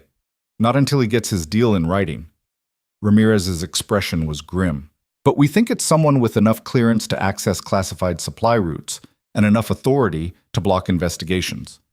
That's a short list, Eliza said. Very short and very dangerous. They drove in silence for a while. Eliza watched the city lights blur past, her mind churning. If someone that high up was involved, then this went far beyond Garrett. This was systematic, organized, and they'd already tried to kill Torres once. They wouldn't stop until she was dead. The safe house was a nondescript 2-story in a quiet neighborhood. Ramirez parked in the garage and led them inside. The interior was sparse but functional. Reinforced windows, security cameras, multiple exits. You'll stay here until we can confirm the threat is contained, Ramirez said. There are 2 agents outside at all times. Don't go near the windows and don't communicate with anyone unless it goes through us first. Torres collapsed onto the couch, her face gray. The nurse, her name was Kelly, immediately started checking her vitals. She needs rest, Kelly said, and probably another unit of blood. We have medical supplies in the basement, Colin said. I'll get them. Ramirez pulled Eliza aside. We need your statement, everything that happened at the hospital. Eliza gave her the full account. The surveillance photo, the PA system threat, the gunman, Pritchard's involvement. Ramirez took notes. Pritchard's in custody, but he's not talking. He lawyered up immediately, but we did find something interesting in his phone records. What? Multiple calls to a number registered to a shell company. We traced the company back to a defense contractor called Sentinel Solutions. They handle logistics for military medical supplies. Eliza's eyes narrowed. Who runs Sentinel Solutions? Ramirez hesitated. That's where it gets complicated. The company has multiple layers of ownership, but we traced it back to a single majority shareholder. She pulled out a tablet and showed Eliza a corporate filing. The name at the top made Eliza's blood run cold. Margaret Holloway, the hospital's chief operating officer, the woman who'd hired her, who'd pushed her to take the trauma director position, who'd been in every meeting, every decision, every conversation. No, Eliza whispered. That's impossible. We thought so too, but the paper trail is solid. Holloway owns 60% of Sentinel Solutions, and Sentinel has been overbilling the DoD for medical supplies for at least 5 years. Hundreds of millions of dollars. Eliza felt the ground shift beneath her. She was using the hospital as a front, and Garrett as a fall guy. When Torres started investigating, Holloway had to shut her down. But Torres got too close, so Holloway decided to eliminate her.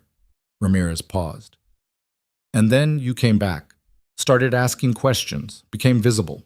That made you a problem too. Eliza's mind raced. Every interaction with Holloway, every meeting, every decision, it had all been manipulation. Where is she now? We don't know. She disappeared 3 hours ago, left the hospital, turned off her phone, and vanished. We have alerts out, but the lights went out. Ramirez's hand went to her weapon. Stay here. She moved to the window and looked out. Then she swore. Both perimeter agents are down. Before anyone could move, the front door exploded inward. Smoke grenades rolled in, filling the room with thick white fog. Eliza grabbed Torres and pulled her toward the back hallway. Kelly followed. Behind them, gunfire. Ramirez and Collins returning fire. They made it to the kitchen.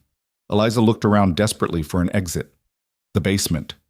Collins had said there were medical supplies in the basement. She found the door and yanked it open. They descended into darkness, Torres leaning heavily on her.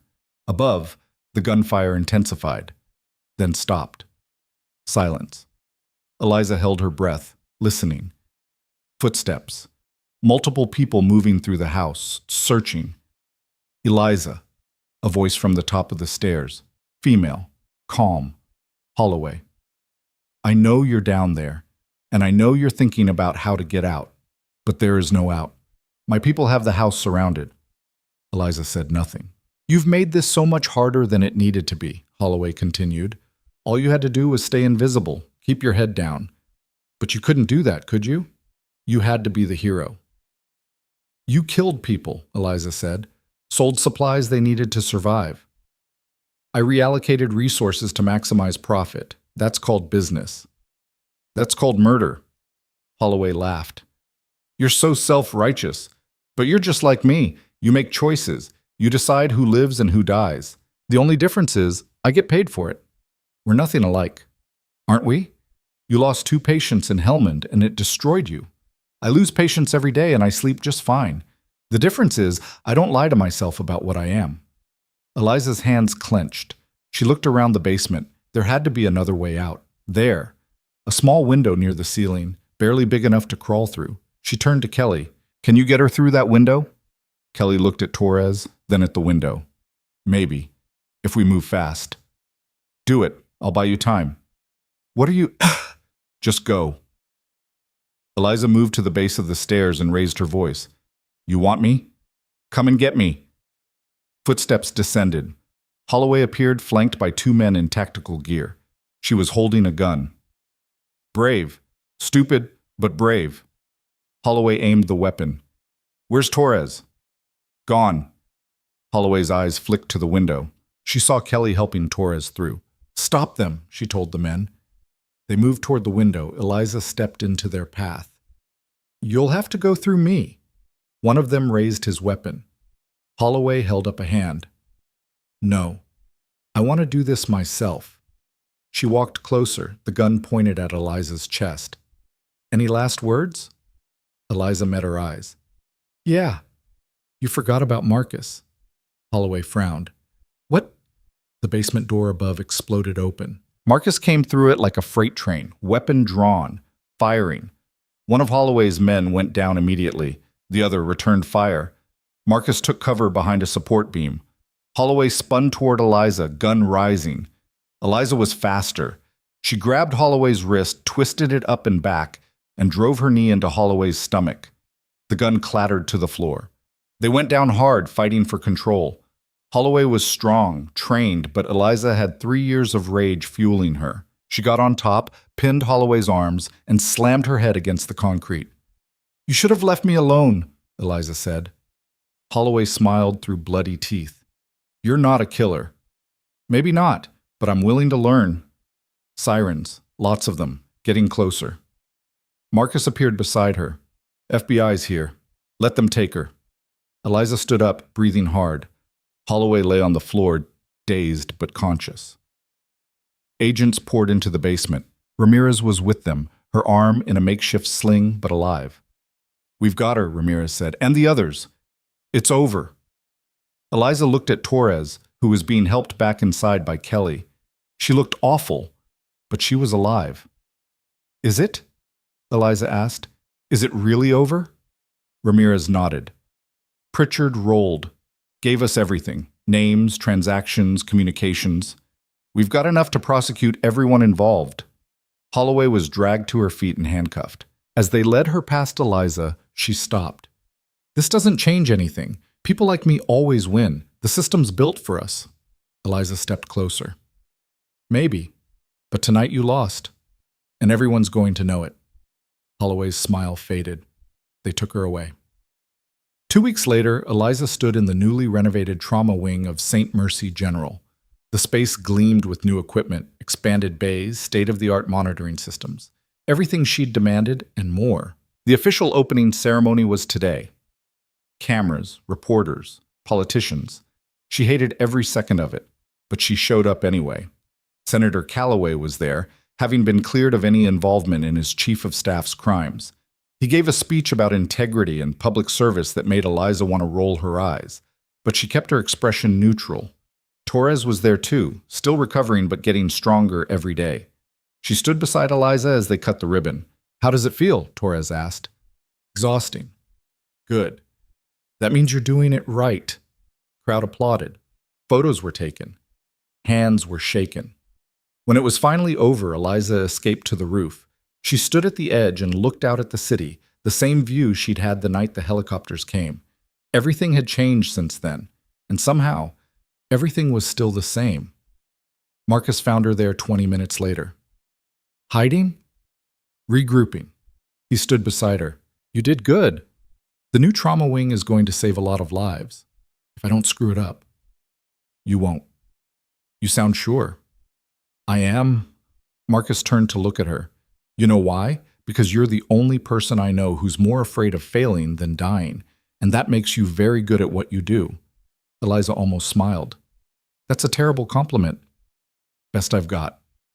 They stood there in comfortable silence. I'm going back, Marcus said after a while. Active duty. They offered me a training position at Quantico. You're taking it? Yeah, it turns out getting shot makes you realize you're not done yet. Eliza understood that feeling. What about you? Marcus asked. Caldwell still wants you for that rapid response unit. I know. I've been thinking about it. And? Eliza took a breath. I'm going to do it. Part-time. I'll run the trauma wing here and deploy when they need me. That's a lot. Yeah, but Torres was right. I can't keep hiding from who I am. Marcus nodded. For what it's worth, I think the old you would be proud. The old me got people killed. The old you also saved 19 lives in one night, and the new you saved 23 more.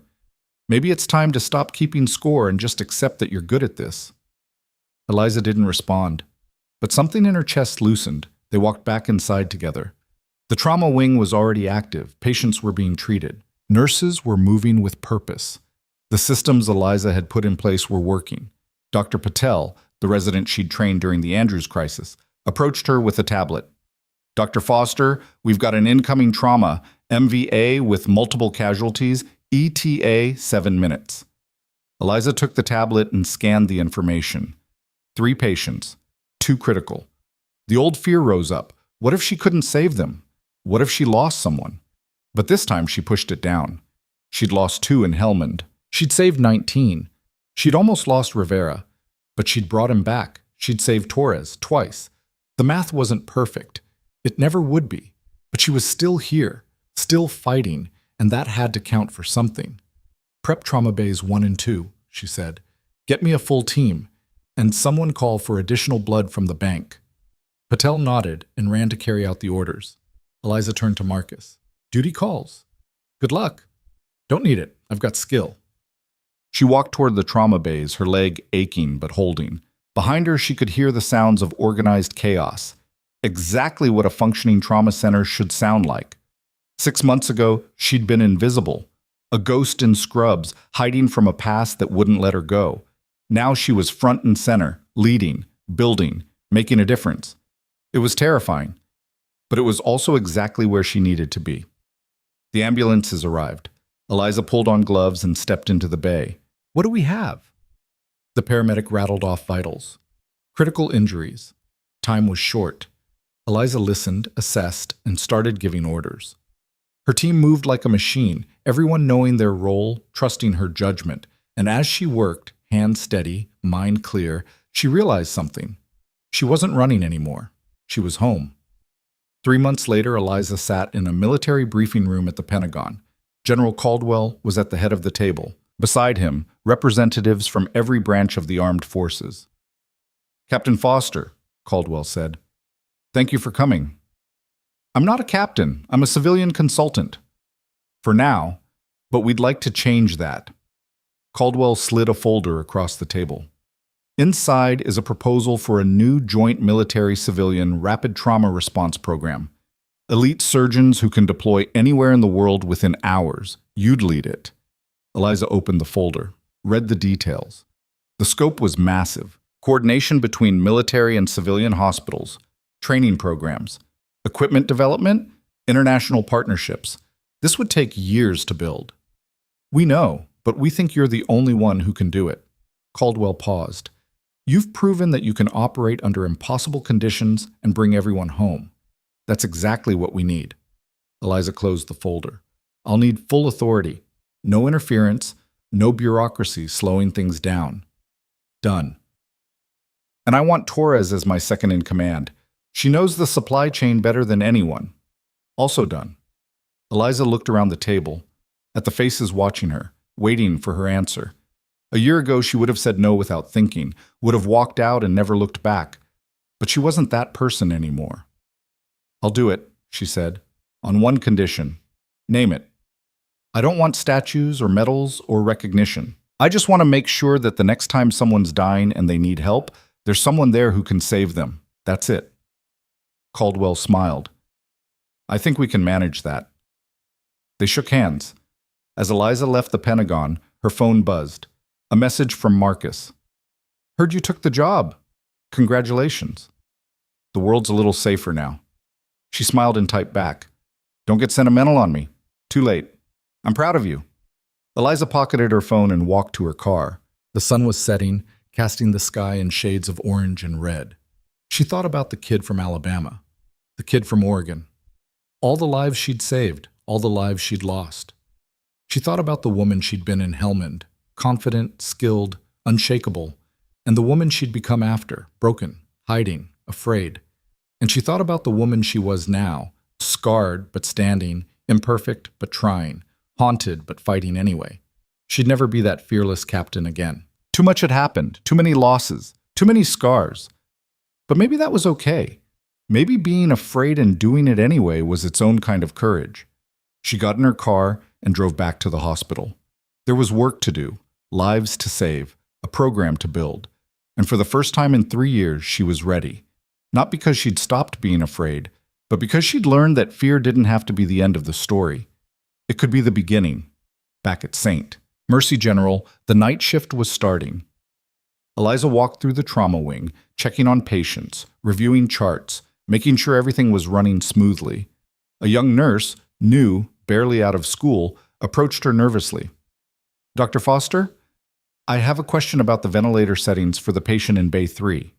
Eliza looked at the chart, reviewed the settings, made an adjustment. "Good catch. Always trust your instincts. If something feels wrong, it probably is." But the nurse smiled, relieved. "Thank you." As she walked away, Eliza saw herself in her, young, eager, terrified of making a mistake. She remembered what Torres had told her years ago during her first trauma surgery. "You're going to lose patients. That's part of this job. But you're also going to save lives that nobody else could save. And you have to decide which one you're going to let define you." For 3 years, Eliza had let the losses define her. But not anymore. She finished her rounds and headed to her office. On her desk was a framed photo, her and Torres and Marcus, taken at the trauma wing opening. They all looked exhausted, but they were smiling. Beside it, a folded piece of paper. She picked it up and read it again, even though she'd memorized the words. It was a letter from Private Rivera, the patient she'd almost lost at Andrews. He'd written to thank her for saving his life, told her he'd proposed to his girlfriend, told her they were getting married in the spring. He ended with a single line. "You gave me a second chance. I'm not going to waste it." Eliza set the letter down and looked out the window at the city below. Lights were coming on as darkness fell. Somewhere out there, someone was in trouble, dying, hoping for help. And if they needed her, she'd be ready. Not because she was fearless, not because she was perfect, but because she'd learned that showing up, broken, scared, imperfect, was sometimes the bravest thing you could do. She'd spent 3 years being invisible. Now she was done hiding. Her phone rang. She answered. "This is Foster." "Dr. Foster, this is the Tactical Operations Center.